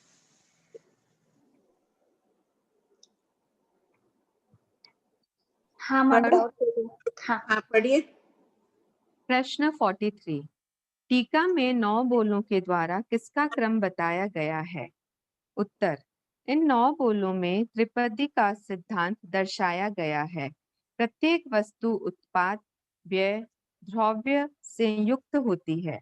यद्यपि 9 बोल वस्तु मात्र पर लागू होते हैं, तथापि टीकाकार ने केवल ज्ञान की उत्पत्ति और मोक्ष प्राप्ति के लिए कर्म उदय यावत कर्म क्षय का क्रम बताने के लिए कर्मों पर ये 9 बोल घटित किए हैं।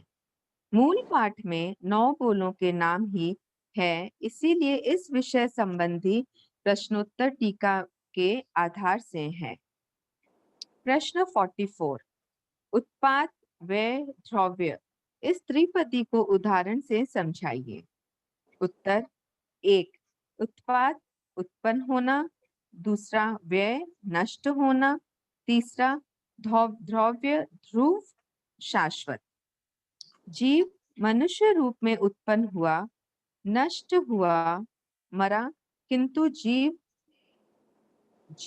आत्मा रूप में शाश्वत है। उपमेय वा विगमेय वा ध्रुवेय वा ही पर्याय परिवर्तन का सिद्धांत है। प्रश्न 45। इस शास्त्र में सबसे पहले चल माने चलिए यही प्रश्न क्यों किया गया है? उत्तर, धर्म, अर्थ, काम और मोक्ष ये 4 पुरुषार्थ कहे गए हैं। इन सब में मोक्ष प्रधान है। मोक्ष के लिए बंध से छुटकारा पाना अनिवार्य है। कर्म बंध के नाश होने की प्रक्रिया में पहला क्रम चल माने चलिए है, इसीलिए यह प्रश्न सबसे पहले किया गया है। प्रश्न 46। कर्मों का नाश होने पर क्या फल उत्पन्न होता है? उत्तर, कर्मों का नाश होने पर 2 फल उत्पन्न होते हैं, केवल ज्ञान और मोक्ष प्राप्ति। दोनों ही परम मांगलिक हैं, इसीलिए इनकी चर्चा सर्वप्रथम की गई है। प्रश्न 47। चल माने चलिए किसे कहते हैं? उत्तर, चल माने चलिए चलते हुए को चला हुआ कहना। जैसे उद्यावली का प्रविष्ट कर्म दलिकों का आत्मा से संबंध छूट गया। यद्यपि ये कर्म दलिक उत्कृष्ट एक आवलिका बाद आत्मा से अलग होते हैं, तथापि उद्यावलिका के कर्म दलिकों में कोई परिवर्तन नहीं किया जा सकता है, उन्हें उसी रूप में भोगना पड़ता है। इस अपेक्षा से आत्मा से संबंध छूट गया, ऐसा कहा जाता है। यह कथन जिनेश्वर प्रदत्त स्याद्व्याद मत से है। प्रश्न 48। स्याद्वाद शैली की प्ररूपणा क्यों की गई है? उत्तर, वस्तु अनेक धर्मात्मक गुणों से युक्त है। उन गुणों को कहने की शैली स्याद्व्याद है। स्याद्व्याद अस्तित्व और नास्तित्व दोनों को स्वीकार करता है। अनेक धर्मात्ता को कहने वाले वाद दर्शन को अनेकांतवाद कहते हैं। वे अनेक धर्म युगपत एक साथ नहीं कहे जा सकते हैं। एतदर्थ स्याद्व्याज शैली की प्ररूपणा की गई है। अनेकांत का अर्थ अनेक प्लस अंत, उसका अर्थ धर्म। प्रश्न 49।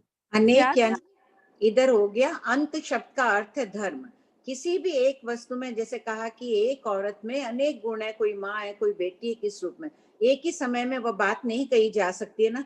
कदाचित वो माँ ऐसी है बेटी आदि, तो ये स्याद्व्याज शैली से कथन है। तो इसी प्रकार जो सिद्धांत की बातें भी स्याद्व्याज शैली से की गई है, कि एक साथ कहीं नहीं जा सकती है, इसलिए। प्रश्न 49। स्याद्व्याद के कितने अपर अन्य नाम हैं? उत्तर, स्याद्व्याद के अपर नाम भेदाभेदवाद, अपेक्षावाद, न्यायवाद है। प्रश्न 50। स्याद्व्याद की व्याख्या कीजिए। उत्तर, स्याद्व्याद जैन दर्शन की अनुपम देन है। इस सिद्धांत पर श्रद्धा, प्रतीति, रुचि रखकर आगमों में अवगाहन करने से जिनवाणी की अमूल्य मणियां मिल सकती हैं। अपेक्षावाद पर शंका करने से मिथ्यात्व मौन्य के उदय की भी संभावना रहती है, जिसका परिणाम भयानक है। 4 गति 24 दंडक रूप संसार में अनंत काल तक परिभ्रमण करना पड़ सकता है। प्रश्न 51। चल माने चलिए पद में कौन से कर्म दलिकों के उद्यावलिका में प्रविष्ट होने की विवक्षा है?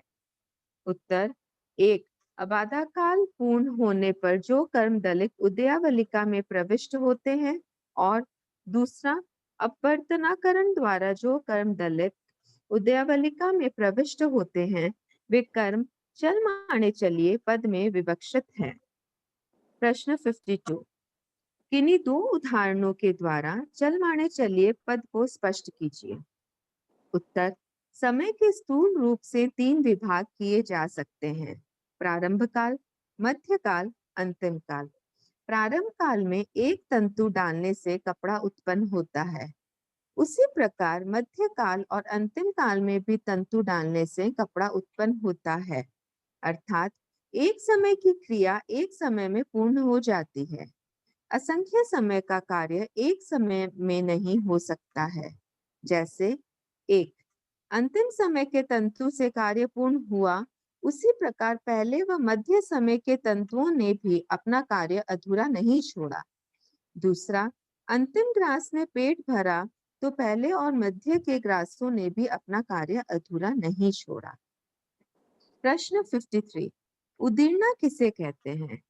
उत्तर, उदय प्राप्त कर्म लता के उद्यावलिका बहिर्भूत प्रत्येक कर्म निषेक से एक असंख्यातवें भाग कर्म दलिकों को उत्कीर्ण कर खींचकर उदय क्षण में डालना उदीर्णा कहलाती है।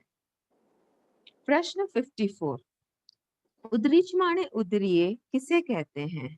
उत्तर, जिस कर्म की उदीर्णा की जा रही है उसे उदीर्णा किया हुआ कहना उदरीचमाणे उदरीय कहलाता है। प्रश्न 55। वेजमाणे वेय्य किसे कहते हैं? उत्तर, जिस कर्म को वेदा जा रहा है उसे वेदा हुआ कहना वेजमाणे वेय्य कहलाता है। प्रश्न 56। उदय और वेदन में क्या अंतर है? उदय कर्म का होता है, वेदन जीव द्वारा होता है। जैसे सूर्योदय में उदय सूर्य का होता है और सूर्य दर्शन वेदन जीव द्वारा होता है। प्रश्न 57। पहिजमाणे पहिणे किसे कहते हैं? उत्तर, गिरते हुए, नष्ट होते हुए कर्म को गिरा हुआ कहना पहिजमाणे पहिणे कहलाता है। प्रश्न 58। पहिजमाणे पहिणे शब्द से कौन से कर्मों का नष्ट विवक्षित है? उत्तर, टीका में पहिजमाणे पहिणे का अर्थ संक्लिष्ट कर्म का पतन बताया गया है। अर्थात शपक श्रेणी में मोहनीय कर्म का नष्ट होना विवक्षित है, क्योंकि प्रथम 4 पद केवल ज्ञान की उत्पत्ति में हेतुभूत कहे गए हैं। ज्ञातव्य बिंदु। मोहनीय कर्म राग द्वेष के नष्ट होने से ही कर्म बंध का कारण नष्ट होता है, क्योंकि मोहनीय कर्म के कारण ही घाती अघाती सभी कर्म बनते हैं। प्रश्न 59, छिछमाणे छिणे किसे कहते हैं? उत्तर, छेदन होते हुए को छेदा हुआ कहना, अर्थात स्थितिघात करते हुए को स्थितिघात किया हुआ कहना। अपवर्तनाकरण के द्वारा दीर्घकालिक स्थिति को अल्पकालिक करना स्थितिघात कहलाता है। प्रश्न 60, स्थितिघात करते हुए को स्थितिघात किया हुआ क्यों कहते हैं? उत्तर, एक स्थितिघात में अंतर मुहूर्त लगता है। स्थितिघात की प्रक्रिया में प्रति समय कर्मदलिक नीचे की स्थितियों में स्थापित होते हैं। प्रति समय स्थापित होते हुए कर्मदलिकों की भी स्थिति कम होती है। इस अपेक्षा से स्थितिघात करते हुए को स्थितिघात किया हुआ कहते हैं। इसी प्रकार रसघात का भी वर्णन जान लेना चाहिए। प्रश्न 61, बिच्छमाणे भीणे किसे कहते हैं? उत्तर, भेदन होते हुए को भेदा हुआ कहना, अर्थात रसघात करते हुए को रसघात किया हुआ कहना। पूर्वबद्ध कर्म के तीव्र रस को अपवर्तनाकरण के द्वारा मंद करना अथवा पूर्वबद्ध कर्म के मंद रस को उद्वर्तनाकरण के द्वारा तीव्र करना रसघात कहलाता है। प्रश्न 62, दज्जमाणे दड्डे किसे कहते हैं? उत्तर, दज्जमाणे दड्डे जलते हुए को जला हुआ कहना, अर्थात ध्यानाग्नि से कर्म प्रदेशों को जलाकर अकर्म रूप कर देना। शुक्ल ध्यान रूपी ध्यानाग्नि विवक्षित है। प्रश्न 63, मिज्जमाणे मड्डे किसे कहते हैं? उत्तर, मरते हुए को मरा हुआ कहना, अर्थात प्रति समय आयु कर्म के पुद्गलों का नष्ट होना मिज्जमाणे मड्डे आविच्चि मरण कहलाता है। का जोड़ लीजिए उसमें। प्रश्न 64, आविचिक आयु कर्म का अलग कथन क्यों? अविचिक आविचिक का लिख लीजिए जिनके पास प्रश्न 64, आयु कर्म का प्रश्न 64, आयु कर्म का अलग कथन क्यों किया गया है? उत्तर, आयु कर्म के बिना अन्य कर्म होगे नहीं जा सकते हैं, अतः इस कर्म की प्रधानता बताने के लिए इसका अलग कथन किए जाने की संभावना है। प्रश्न 65, निज्जरिज्जमाणे निज्जणे किसे कहते हैं? उत्तर, जिस कर्म की निर्जरा की जा रही है उसे निर्जरा किया हुआ कहना निज्जरिज्जमाणे निज्जणे कहलाता है। प्रश्न 66, निर्जरा किसे कहते हैं? उत्तर, कर्मों का आत्मा से अलग हो जाना निर्जरा कहलाता है। प्रश्न 67, निर्जरा और क्षय में क्या अंतर है? उत्तर, कर्मों का आंशिक रूप से आत्मा से अलग होना निर्जरा है तथा पूर्ण रूप से पृथक होना क्षय कहलाता है। यह कथन अपेक्षा से है। प्रश्न 68, प्रस्तुत प्रकरण में मोक्ष प्राप्ति रूप कर्म क्षय का वर्णन है, फिर अंत में निज्जरिज्जमाणे निज्जणे शब्द का क्यों प्रयोग किया गया है? उत्तर, कर्मोदय के चरम समय में निषेक रचना का एक अंश ही निर्जरित होता है। इस अपेक्षा से निज्जरिज्जमाणे निज्जणे कहा गया है। प्रश्न 69, भंते, क्या ये 9 पद इगट्ठा नाणा घोसा नाणा वंजना है अथवा नाणट्ठा नाणा घोसा नाणा वंजना है? उत्तर, गौतम, पहले के 4 पद इगट्ठा नाणा घोसा नाणा वंजना है और पीछे के 5 पद नाणट्ठा नाणा घोसा नाणा वंजना है।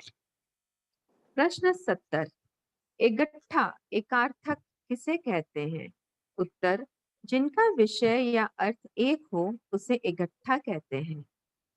प्रश्न 71, नाणा घोसा किसे कहते हैं? नाणा यानी नाना प्रकार, घोषा घोष। उत्तर, घोष 3 प्रकार के होते हैं।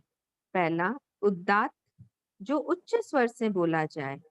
दूसरा अनुदात्त जो नीचे स्वर से बोला जाए। तीसरा स्वरित जो मध्यम स्वर से बोला जाए। प्रश्न है प्रीति।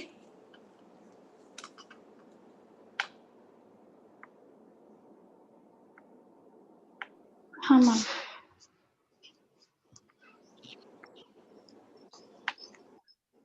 प्रियंका जी, एक बात पूछूं, सब कोई पढ़े हुए हैं ये, फिर भी पढ़ने में, ये सुनने में रस आ रहा है, बहुत आ रहा है, या मन में सोच रहे हो हमारी टाइम जा रही है, हमें आगे पढ़ना चाहिए? अच्छा लग रहा है आंटी, हैं? पढ़ना अच्छा लग रहा है। अच्छा लग रहा है वास्तव में, या लग रहा है कि आगे जल्दी जाना चाहिए, ये पढ़ेंगे नहीं हमारी नहीं, ऐसा लग रहा है कि नहीं, मतलब बहुत डीपली इसको जानना है, समझना है। ठीक है आंटी, मेरे को प्रश्न नंबर 45 में डाउट है। बोलो। ये धर्म, अर्थ, काम और मोक्ष 4 पुरुषार्थ कहे गए हैं, तो इसका इससे क्या संबंध है? चल माने चलिए से, ये चल क्यों यहाँ माने पे बताया है? क्यों किया गया? 4 पुरुषार्थ है, तो चल माने मोक्ष के लिए भी तो पुरुषार्थ करना पड़ता है ना, तो इनमें सबसे प्रधान धर्म है, तो धर्म की व्याख्या करने में ये सबसे पहले ये क्रम लिया गया। भाई अर्थ है, धन दौलत भी सबको चाहिए, कामना चाहिए, तो ये पुरुषार्थ में सबसे पहले मोक्ष सबसे प्रधान है। मोक्ष की प्राप्ति धर्म से होगी। मोक्ष के लिए बंध से छुटकारा पाना है, बंध को छोड़ने में सबसे पहला काम चल माने चलिए से बताया गया। लेकिन चल मानिए चलिए का अर्थ तो होता ना, जो चला है उसे चला हुआ गया ना, तो एक समय की अपेक्षा विवक्षित है ना वो, तो फिर यहाँ कर्मों से जोड़ दिया ना केवल ज्ञान का। ये उद्या कर्म लता है पूरी, ये एक कर्म की लता है। इसमें जब ये पेंसिल यहाँ से शार्पन की हुई है, ये चलते चलते जब कर्म इसमें आ जाते हैं, बैक पॉइंट उदय पॉइंट है।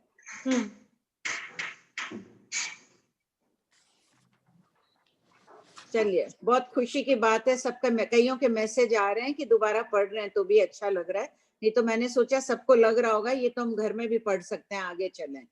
ठीक, तो इसमें ये पिन पॉइंट जो है ये वेदन का है। अब इसमें प्रविष्ट हो गया ये जहाँ शार्पन किया हुआ पोर्शन है, इसको उद्यावली का मान लो। इसके बाद में कोई परिवर्तन नहीं हो सकता है। नहीं तो ये कर्म में देखो काली है, सफेद है, तो ये इधर संक्रमण हो गए, उधर चले गए, इसलिए परिवर्तन हो जाता है। अच्छा, वो परिवर्तन नहीं होता है तो उसको उदय मान लिया गया है, उसको चला हुआ मान लिया गया है। नहीं तो चला हुआ मान लिया गया, लेकिन ये क्यों लिया गया कि मतलब ये इससे क्यों ज्वाइंट किया इसको, धर्म, अर्थ, काम और मोक्ष? मोक्ष प्रधान है ना, कर्म से छुटकारा पाना है, मोक्ष जाना है तो क्या करना होगा? कर्म बंद को हटाना पड़ेगा ना। नहीं। कर्म। एक मिनट, हेलो। हाँ बोलो।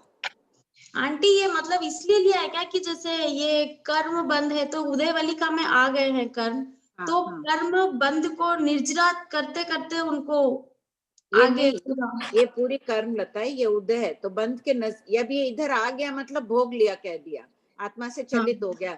गया नहीं है, लेकिन ये निश्चित रूप से वेदे जाएंगे, इसलिए इनको कह दिया वेद लिया। बाहर के कर्म तो वेदे जाए न भी जाए, अन्य रूप परिणत हो सकते हैं संक्रमण के द्वारा, इसलिए कहा गया चल माने चलिए। अच्छा आंटी, क्वेश्चन नंबर 47। हाँ बोलो। ये थर्ड लाइन है ना, तथापि उदयवलिका में कर्म दलिकों में कोई परिवर्तन नहीं किया जा सकता, उन्हें उसी रूप में भोगना पड़ता है। तो आत्मा से संबंध छूट गया क्या मतलब है? इस अपेक्षा से आत्मा से संबंध छूट गया, ये देखो, ये उद्यावलिका में आ गए ना, ऊपर जहाँ पेंसिल शार्पन है वहां से दिख रहा है ना। हाँ दिख रहा है। तो अभी तक तो ये आत्मा पर पड़ा है, ये पेंसिल समझ लो आत्मा है, इस पर ये काले सफेद सब रंग के कर्म है, अपने भी इसी ढंग से हैं। कई कषाय में तो काले हैं, कई बहुत अच्छे धर्म ध्यान में लीन है, त्याग प्रत्याख्यान कर रहे हैं, तब सफेद सफेद कर्म बांध रहे हैं, अच्छे भी तो बांधते हैं। तो यहाँ आया, अभी तक छूटा नहीं है, लेकिन मान लिया गया कि ये छूट गया आत्मा से, क्योंकि अब इसमें कोई परिवर्तन नहीं किया जा सकता है। बाकी ये काला रंग है, समझ लो परिणाम बहुत शुभ है, इस काले को ये दूसरे कलकत्ता में डाल दिया, लाल बना दिया, तो परिवर्तन हो सकता है ना। यहाँ अनुभव में परिवर्तन नहीं होगा, इसलिए इसको मान लिया गया है। मतलब अगर कर्म उदयवलिका में प्रविष्ट हो चुके हैं तो उनको कुछ नहीं कर सकते, उनको भोगना ही पड़ता है। भोगना ही पड़ेगा, इसलिए उसको उदय मान लिया गया है। आत्मा से अलग हो गया, वो उसे मान लिया गया। ठीक है। और क्वेश्चन नंबर 48। हाँ पढ़ो, क्या है उसमें? सादा शैली की प्ररूपणा क्यों की गई है? वस्तु अनेक धर्मात्मक है, उन गुणों को कहने के लिए सादात है। सादवाद अस्तित्व और नास्तित्व जैसे दोनों को स्वीकार अब देखो, कोई परमाणु है, ये मान लो पुद्गल है, परमाणु अभी लाल है, यही पुद्गल कहीं टूट जाए, कुछ हो जाए, मिट्टी बन जाए, वो बन जाए, वापस उसका प्लास्टिक का कुछ और बन जाए, तो काले रंग का भी बन सकता है ना। तो सीए लाल, ये पुद्गल है, सीए लाल, कदाचित लाल है, ऐसे नहीं बोलेंगे कि ये पुद्गल लाल रंग का ही है। परिणमन होता है ना, जैसे अभी मैं बार बार बोल गई हूँ, माँ भी हूँ, बेटी भी हूँ, दादी भी हूँ, जो भी हूँ, सब वैसे। तो एक ही वस्तु में अनेक गुण होते हैं, वो स्याद्वाद। तो शास्त्रों में आगे अपन करेंगे ना, नहीं करेंगे। जो चल माने चली है ना, इसको सादवाद शैली में मतलब किस तरह से बताया गया है? यहाँ अपेक्षा से ही बताया है ना। अभी तक तो कर्म आत्मा पर है, ये उद्यावलिका में आ गए, लेकिन कर्म आत्मा पर है, कह दिया, चले गए। ये भी तो एक अपेक्षा से ही कथन है। और दूसरी अपेक्षा से क्या कथन हो सकता है इसका? किसका? अभी सामान्य रूप से बोलेंगे तो अभी तो कर्म आत्मा पर पड़े हैं उद्यावलिका में आए हुए, लेकिन इस शास्त्र पाठ में कह दिया चले गए आत्मा से। तो ये एक अपेक्षा से चलित हो गए, उदयवलिका में आ गए, मतलब वो चलित हो गए यहाँ से। ये एक अपेक्षा ही हो गई, तो स्याद्वादी हो गया ना, अपेक्षा से कथन करना। ये महावीर के अनुपम देन है, मान के चलो। आगे बहुत आएगा इसी ढंग से प्रश्नोत्तर। हाँ पूछिए। आंटी जी हाँ बोलिए शकुंतला जी। 43 क्वेश्चन में आंटी जी ये लिखा है, यद्यपि 9 बोल वस्तु मात्र पर लागू होते हैं। तो इसका मतलब क्या है? वस्तु मात्र मतलब प्रत्येक द्रव्य पर, जैसे जीव द्रव्य पर भी लागू कर सकते हैं इसको, हर द्रव्य में लागू किया जा सकता है। आंटी जी जैसे नाना गुरु भी इस पर काम करना चाह रहे थे, लेकिन ठीक है, हो नहीं पाया। अब शायद खोज रहे गुरुदेव, उपाध्याय, प्रवर आदि, इनके और भी एग्जाम्पल देने का। ऐसे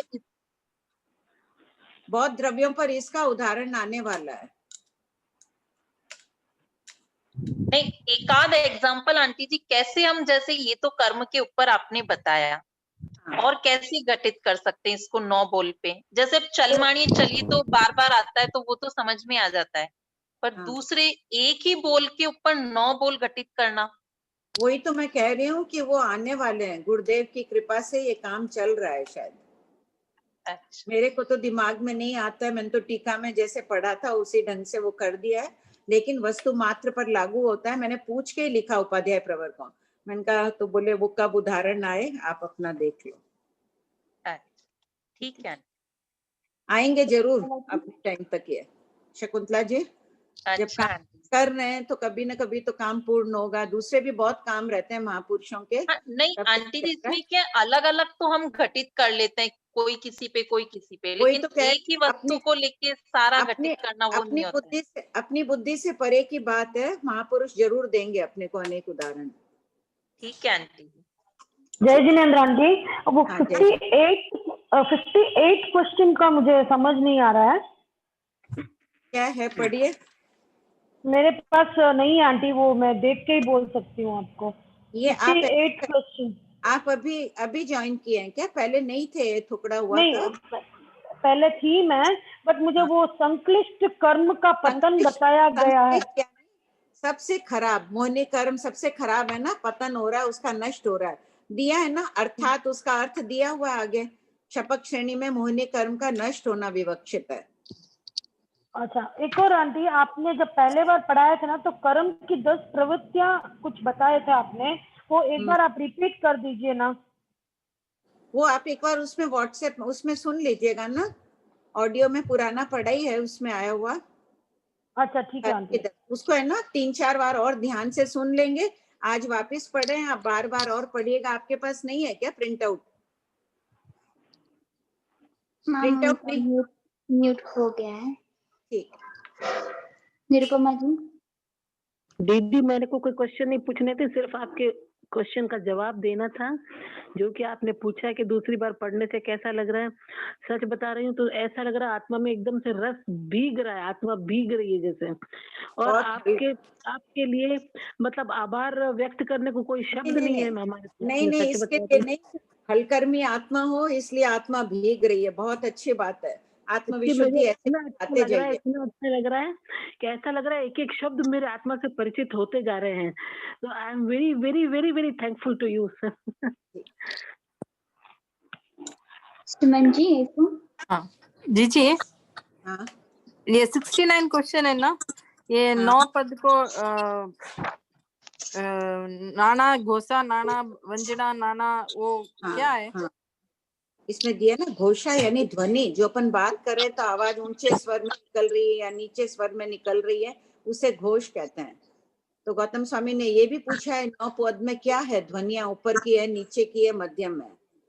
और एक अच्छा, खाली ये नाना घोषा मतलब ध्वनि है, नाना घोषा मतलब आवाज। हाँ, लिखा हुआ ना घोष, वहां ध्वनि कर लीजिए, घोष के पास ब्रैकेट में इधर लिखा हुआ ना उदार, जो उच्च स्वर से बोला जाए, जो ऊंची ध्वनि से बोला जाए। कोई स्वर होते हैं ना, ऊंचे स्वर होते हैं, नीचे स्वर होते हैं, सारे गमा ऐसा करते हैं तो ऊंचे नीचे स्वर आते हैं ना उसमें। हाँ हाँ हाँ। तो उसी प्रकार। और व्यंजन किसे कहते हैं? शब्दों को व्यंजन, क ख ग आदि जो है व्यंजन है।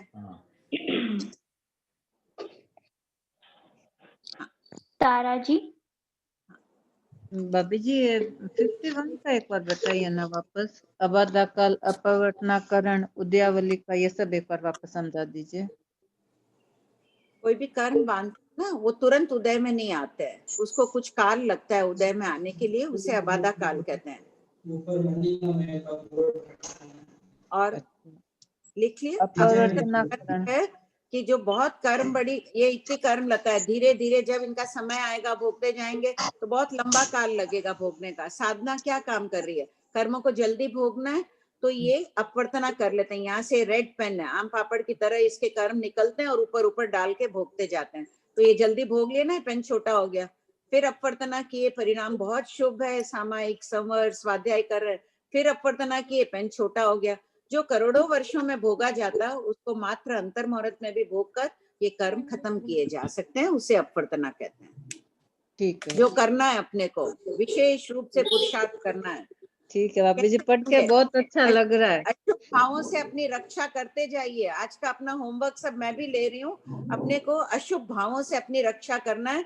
अपवर्तना भी होती जाएगी, मोक्ष मार्ग पर गतिशील, तीव्रता गति तीव्र हो जाएगी। देवांशी। जय जिनेंद्र आंटी।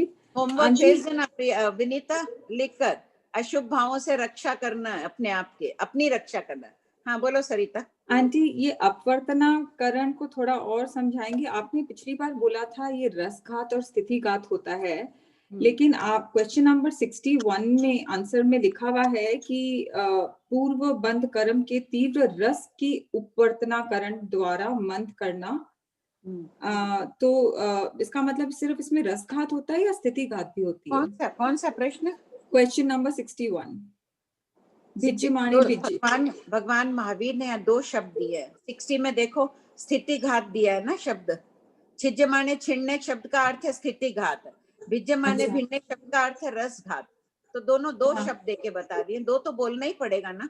खाली स्थितिघात भी नहीं हो रहा, रसघात भी हो रहा है। बहुत खराब रस है, रेड पेन में बहुत खराब है ये रस। मैं इसका रस भी कम करके ऊपर डाल रही हूँ, देखो यहाँ सफेद सफेद भी हो गया ये पेन। तो ये हो गया है। सो बेसिकली छिज्जमाने छिज्जे और भिज्जमाने भिज्जे मींस मतलब होता है अपवर्तना। क्या दोनों साथ में हो रहा है? मतलब वो दोनों का अलग हो गया ना, इसमें रस कम हुआ, उसमें स्थिति कम हुई। ये रेड पेन का मैं स्थिति कम कर रही हूँ, तोड़ रही हूँ अभी, और इसका रस तोड़ के कहाँ डाल रही हूँ? ऊपर डाल रही हूँ ना, ऊपर प्रदेश तो ऊपर आता है। मैंने रस भी कम कर दिया, तो ये सफेद होके डाल रही हूँ। ठीक है, 2 प्रक्रिया हो गई ना, 2 बात बतानी पड़ रही है, 2 अलग चीज बतानी पड़ रही है। तो जब रसघात होता है तो स्थितिघात ऑटोमेटिकली हो जाती है? हाँ, स्थितिघात होता है तब रसघात की नियम है। स्थितिघात में रसघात की नियम है। स्थितिघात में रसघात की नियम है। और रसघात कदाचित परिणाम शुभ हो, थोड़ा बहुत मंद हो जाए, वो अलग बात है। इसमें नियमा कही जाती है। रस अपने तो रस कम कर सकते हैं ना, स्थिति अपने कैसे कम कर सकते हैं? जैसे अगर हमने शुभ भाव आए तो काले में थोड़ा सफेद मिल गया, मतलब वैसे तो रस कम हुआ, मतलब रसघात हुआ। स्थिति कम कैसे होगी? तो साधना कुछ तो काम कर ही रही है। जैसे ये बांधा है, इसको ऐसे ही भोगते जाओ तो क्या अर्थ साधना का। साधना ये इतना बड़ा काम कर रही है ना, कर्मों को शीघ्र भोग के नष्ट कर रहे हैं। ये तोड़ा आगे डाला, ये तोड़ा आगे डाला, हमने अंतर मुहूर्त में फैन को, कर्म लता को खत्म कर दिया आत्मा पर से, नहीं तो धीरे धीरे भोगते जाते करोड़ों वर्षों तक।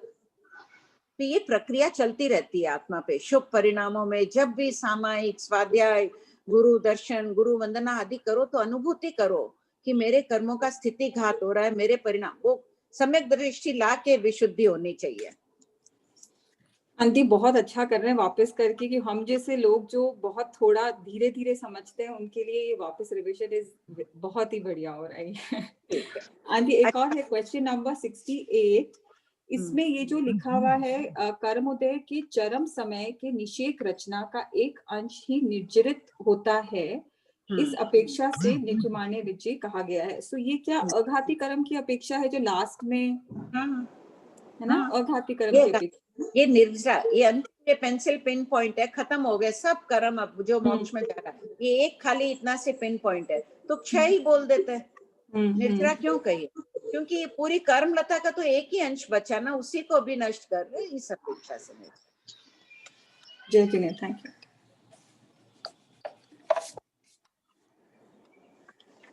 दीना जी।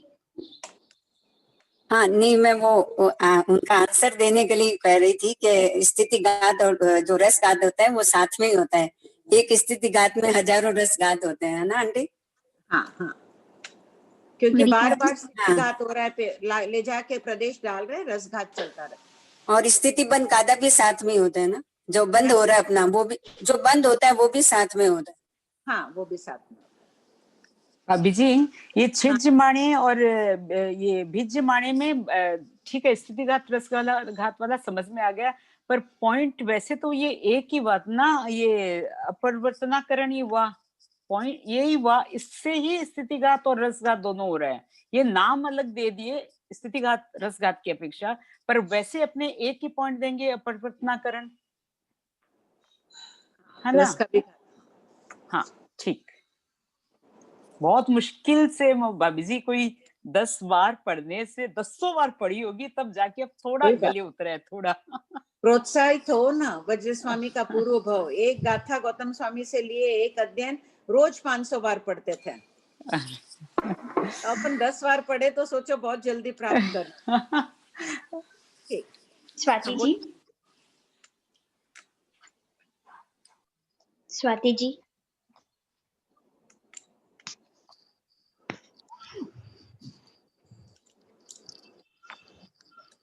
स्वाति जी का अनम्यूट नहीं हो पा रहा है। ठीक है, प्रणाम हो गया। प्रणाम आंटी।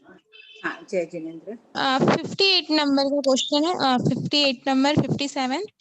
पहिज्जमाणे पहिने मतलब गिरते हुए कर्म को गिरा हुआ कहना, और उसके नीचे लिखा है कि टीका में पहिज्जमाणे पहने का अर्थ संक्लिष्ट कर्म का पतन। तो सिर्फ ये संक्लिष्ट कर्मों का ही होगा, बाकी जो और कर्म बंधे हुए थे, जो जैसे 2 टाइप के होते हैं, निकाचित और वो जो कर्म होते हैं, तो वो सिर्फ ये निकाचित कर्म के लिए नहीं, बाकी के लिए, इसको कैसे समझना? ये ना कर्म 2 प्रकार के हैं, घाती कर्म और अघाती कर्म। तो घाती कर्मों में ऐसे भी सभी कर्मों में सबसे संक्लिष्ट कौन है, सबसे खराब कौन सा कर्म है? मोहिनी कर्म है। तो सबसे पहले क्षपक श्रेणी में मोहिनी कर्म ही नष्ट होता है। संक्लिष्ट कर्म का पतन, उसके आगे अर्थात दे दिया है ना, अर्थात क्षपक श्रेणी में मोहिनी कर्म का नष्ट होना, मोहिनी कर्म का गिर जाना, पूरी मोहिनी गिर जानी नष्ट है। सबसे खराब कर्म वही है मोहिनी कर्म में। मतलब जो सबसे खराब कर्म है, मतलब संक्लिष्ट कर्म है, वो पहले गिरेंगे, मतलब हटेंगे कर्म से, आत्मा से कर्म, फिर अपन वो जो 3 बाकी के कर्म है वो हटते हैं। ज्ञानावर्णी दक्षिणावर्णी हटेगा तब केवल ज्ञान होगा। हाँ हाँ। और एक ये 63 नंबर का क्वेश्चन है, मिज्जमाणे मडे मतलब आविचिक मरण होता है, मतलब प्रति समय आयु कर्म के पुद्गलों का नष्ट होना। प्रति समय एक एक नष्ट होता जा रहा है ना, एक निश्चय के नष्ट हुआ, ये पिन पॉइंट का, अगले समय में दूसरा, अगले समय में दूसरा, तो प्रति समय आयु कर्म निकलती जा रही है, आयु की अपवर्तना नहीं होती है, इसलिए अलग तो वही समझना कि जितनी आयुष्य बंधी है तो वो प्रति समय अपने कर्म से अलग हो रही है। हाँ, तो ये बाकी कर्मों के लिए नहीं होगा, ये मिज्जमाने मडे सबके लिए हो रहा है। यहाँ आयुष को अलग बता दिया गया है। बाकी कर्मों में तो देखो अलग अलग दे ही दिया ना। मोहिनी का पैजमानी में बता दिए, बाकी कर्मों का स्थिति घात रसघात आदि में कथम, और केवल ज्ञान प्राप्त हो रहा है तो चारों कर्म चले जाते हैं। वो अपने आप ही उसमें आ गया, केवल ज्ञान प्राप्त हो रहा है तब। फिर मोक्ष जा रहे हैं तो शेष कर्म नष्ट हो जा रहे हैं। शब्द आए ना यहाँ एक ही साथ, केवल ज्ञान की प्राप्ति में बता दिया। आगे प्रश्न आ जाएंगे, प्रश्न नंबर 73 में आ जाएगा ये सब। जी। एक और आप अगली क्लास तक है ना, आप बहुत बार पढ़ के आइएगा इन प्रश्नों को। आंटी ये क्वेश्चन था एक और कि ये जो 9 बोल है ये 1 to 9 जैसे 1 से 9 तक है, तो ये निर्जरा भी इसी ऑर्डर में होती है ना? बीच में से कुछ जैसे पहले 5वीं फिर पहली नहीं होगी, जो होगी ऑर्डर चल माने चलिए हुई, फिर उदीर माने उदीजे हुई, फिर विज माने विज, मतलब ऑर्डर फॉर्म में ही होगी ना। अपनी भी निर्जरा जो होती है इसी ऑर्डर में ही होगी कि ये प्रक्रिया चलती रह रही है। यही प्रक्रिया चलती है। प्रक्रिया अपने सब चलती, एक साथ तो सब बात बोल नहीं पाएंगे, चल रही है सब। उदीरना भी हो रही है, सभी एक ही समय में हो रहे हैं। हाँ, उदीरना हो रही है, लेकिन उदीरना से पहले चल माने चलिए होगी, फिर उदीर माना उदीजे होगी, राइट? नहीं, उदय क्षण में उदीरना गिरेगी ना, तो सभी काम एक साथ चल रहे हैं। उद्यावली का पूरे में नहीं, उदय क्षण तो आता ही रहेगा, हर समय उदय क्षण आएगा, हर समय उद्यावलिका में जा रहे हैं, हर समय उदीरना हो रही है, स्थिति घात रसघात हो रहा है, आयु कर्म क्षय हो रहा है, सभी प्रक्रियाएं एक साथ चलती रहती है। तो एक कर्म दलिक है, मैं ये समझ, एक जैसे एक कर्म दलिक है जिसकी उदीरना हो रही है, उसकी रसघात स्थितिघात कैसे नीचे, ये जैसे पूरी एक कर्म लगता है, एक निषेक है, ये रेड पॉइंट नीचे का है, समझ लो इसकी अपवर्तना भी चल रही है। ठीक, इन दलिकों दलिक निकल कुछ दलिक यहाँ भी जा रहे हैं। ये तो आम पापड़ जैसे थोड़े थोड़े निकल रहे हैं, थोड़े निकल के जा रहे हैं। उदीरना भी चल रही है, संक्रमण भी चल रहा है, सब प्रक्रिया इस कर्म लता में चलती जाती है। तो हर एक कर्म पर अलग अलग प्रक्रिया चल रही है। हर कर्म पर, अपनी भी आत्मा में हर समय देखो, जो रजकण मिट्टी के ढेले जैसे ही है, ठीक है, राग द्वेष से ज्यादा बांधा है तो घाड़ चिकने आदि है, बाकी है सब, कोई इधर जा रहा है, कोई इधर जा रहा है, कोई इधर, कोई ऊपर, कोई नीचे, सब प्रक्रियाएं चल रही है। उदीरना, अपवर्तना, पैजमाने भी ठीक है, क्षपक क्षणी नहीं है, लेकिन आत्मा से अलग तो हो ही रहे सभी। ठीक है, टाइम हो गई ना प्रीति जी? हाँ मैम, 1 मिनट है। विमला जी। आंटी जी। हाँ, स्वाति जी। जी प्रणाम आंटी। स्वाति जी। हाँ, मैं ये पूछ रही थी कि आंटी जी बोलते हैं आप कि संवेग भाव बढ़ाइए, संवेग भाव बढ़ाइए, तो मतलब और क्या करें कि संवेग भाव जल्दी बढ़े? अपने भावों को सुरक्षित रखो, देव गुरु धर्म पर अटूट श्रद्धा रखो, स्वाध्याय करो, विनय भाव को बढ़ाओ, इन सबसे संवेग भाव बढ़ता जाएगा। संकित के 67 बोल का थोकड़ा पढ़ो, उसमें आ जाएगा, पूरा विस्तार से वर्णन आ जाएगा। जी।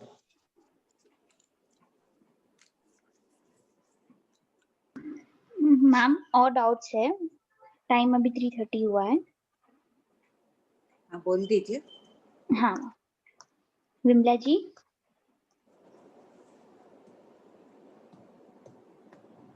भाभी जी, जैसे अपने असंख्यात आत्म प्रदेश पर अनंता अनंत कर्म लताएं हैं, तो अनंता अनंत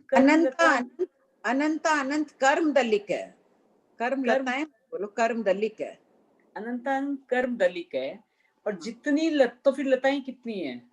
खाली कर्मों की जो 8 कर्म है। हाँ, कर्म तो असंख्यात ही है आत्मा पर। हाँ, कर्म लताएं अपने पास है नहीं, अनंत कर्म दलिक है, ऐसे ही कहा जाता है। अच्छा, तो नहीं, अपने वो कर्म लता की बात करें ना, ईच एंड एवरी कर्म लता में उद्वर्तन, अपवर्तन, सब उदीर्णा, संक्रमण सब हो रहा है। तो मेरा क्वेश्चन ये है कि जो कर्म दलिक आत्मा पर जो है, कर्म लताएं जो है, ईच एंड एवरी कर्म लता पर ये सारे बोल घटित हो रहे हैं, एवरी मोमेंट, सब पर, सभी पर। अच्छा, बंद भी रहे हैं, निर्जन भी हो रहे हैं, उद्भटना, निजरा भी, संक्रमण भी हो रहा है, इधर से उधर जा रहे हैं, उथल पुथल पूरी आप प्रदेश पर लगी रहती है कर्मों के। कर्म चुपचाप बैठने वाले नहीं है। तो फिर शांति का एहसास होता है उस समय? उस समय भी हो तो रही है, अपने को शांति का एहसास हो रहा है। ऐसे अगर क्रोध में भी हो तो अपने कहाँ एहसास हो रहा है कि अभी उदीर्णा हो रही है, संक्रमण हो रहा है, वो हो रहा है। नहीं तो कर्मलता कितनी है अपने? 8 कर्मों की कर्मलता है क्या? कर्मलताएं, असंख्य कर्मलताएं हमेशा रहती है, उनमें अनंत कर्म दलिक है। तो वो दलिक इधर होते ही रहते हैं। अभी हवा का कण आ रहा है, इधर जा रहे हैं, बहुत तेज आई आंधी तूफान पेन हटा, नहीं तो धीरे धीरे धूड़ा तो आ ही रहा है, धूल तो आ ही रही है कमरे में। तो उसी प्रकार कुछ न कुछ होता ही जा रहा है। रेत आ रही है, जा रही है, इधर सरक रही है, उधर सरक रही है। Oh my God. पूरी उथल पुथल देख लिया करो शांति के क्षणों में। ठीक भाभी जी। प्रियंका जी। आंटी, हाँ, अभी आप फरमाए ना कि सारे कर्म एक साथ, मतलब ये 9 बोल एक साथ ही घटित होते हैं। यहाँ तो क्षपक क्षणी की अपेक्षा है, बाकी होते ही रहते हैं ना। कर्म निर्जरा भी होती है, स्थितिघात, रसघात, नहीं होता है, लेकिन वो क्या बोलते हैं, एक समय में एक ही काम होता है ना, एक समय में 2 काम नहीं होता है। एक समय में 4 गैस में 4 चीजें बनती है। तो फिर किसी थोकड़े में पढ़ा था कि जैसे कोई आदमी है जो नदी के अंदर है, अब उसको उष्ण का ताप भी लग रहा है और इधर ठंडक भी लग रही, तो वो एक समय में एक ही वो वेदेगा, या तो वो ठंडा वेदेगा या गर्म वेदेगा। वो वेदन का अलग है, ये तो प्रक्रिया अपने को तो पता ही नहीं चल रहा है ना, अपन क्या वेद रहे हैं, क्या संक्रमण कर रहे हैं। तो ज्ञानियों ने, भगवान ने बताया, तब हमें ये सब पता है कि हमारे अंदर ये सब काम हो रहा है, अपने को नहीं दिख रहा है। हाँ, अपने को दिख भी नहीं रहा, अपन महसूस भी नहीं कर पा रहे कि ये सब हो रहा है। कुछ नहीं कर पा रहे, लेकिन हो रहा है। सर्जन तो अगर एक कर्म की अपेक्षा देखें तो ये जो 9 बोल है, ये क्रम वाइज ही चलेंगे, पहले होगा, फिर उदय में आएगा, फिर वेगा जाएगा। सभी बोल प्रति समय चल रहे हैं आत्मा पर, निर्जरा भी हो रही है, चल रहे हैं, लेकिन होंगे तो क्रम वाइज ही। पहले मतलब चले बिना उदित कैसे होगा, फिर उदीर्णा कैसे होगी, वेदन कैसे होगा, निर्जरा कैसे होगी? सभी पहले चला, वो उधर आ गया, बाद में वापस चल चल के ऊपर आते ही जा रहा है। ये था, ये चला गया आत्मा से, दूसरा बन गया, ये पिन पॉइंट, उसमें उदीर्णा हो रही, हर चीज एक साथ हो रही है। मतलब बहुत सूक्ष्म समय में 9 बोल घटित हो रहे हैं। हर एक समय में घटित हो रहे हैं। ठीक है, thank you. Vimla ji. Hello, जय जिनेन्द्र आंटी। हाँ, जय जिनेन्द्र। आप बोल रहे थे, हाँ बोल रहे थे वापस पढ़ाने से कोई गलत समझ रहे नहीं, पर हम तो बहुत अच्छा समझ रहे, बहुत अच्छा लग रहा है। वापस अच्छी पढ़ाई हो रही है, बहुत अच्छा लग रहा है। पर हमको बुक नहीं मिल रही है, हमको बुक मिला दो, एक बुक मिला दो, बुक मंगा दो भगवती सूत्र की। आप कहाँ से बोल रहे हैं? आप कहाँ से? गोवा से बोल रहे हैं, हमारे को वो बुक चाहिए। गोवा से। अच्छा, वहाँ प्रिंट आउट नहीं निकाल।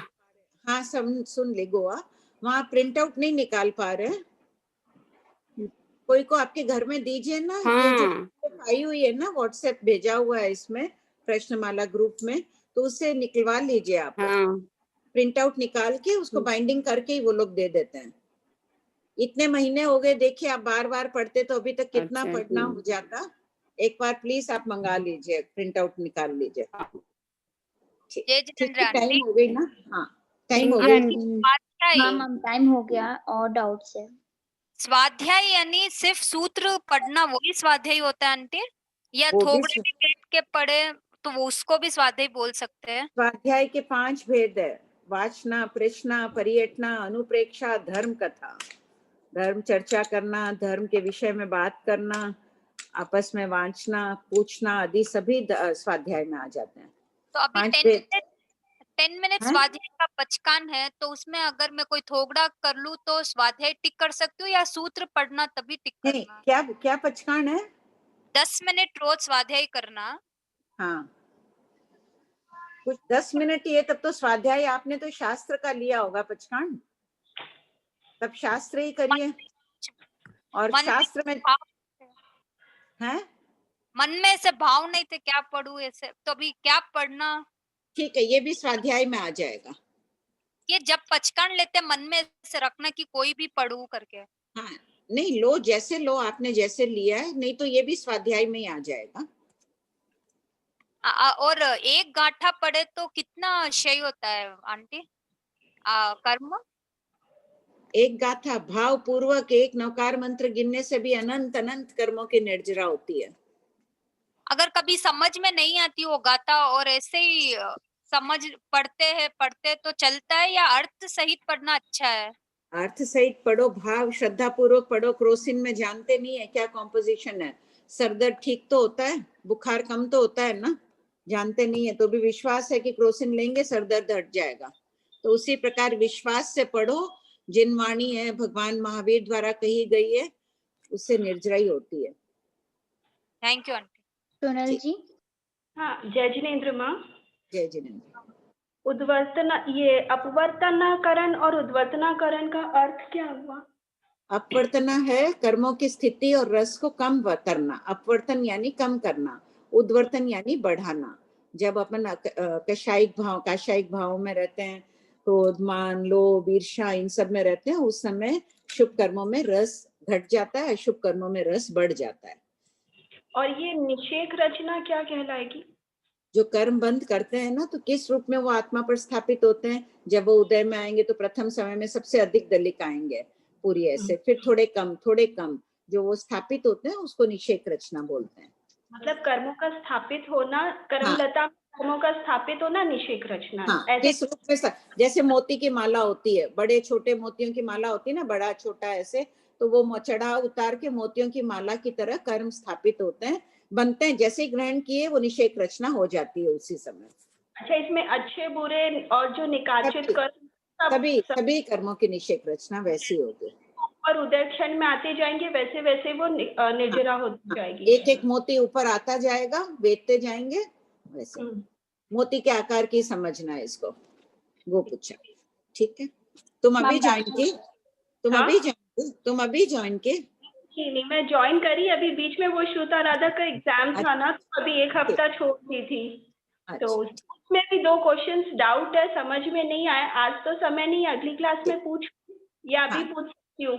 नहीं, बाद में पूछ लो, टाइम हो गई ना फिर। नेक्स्ट क्लास में।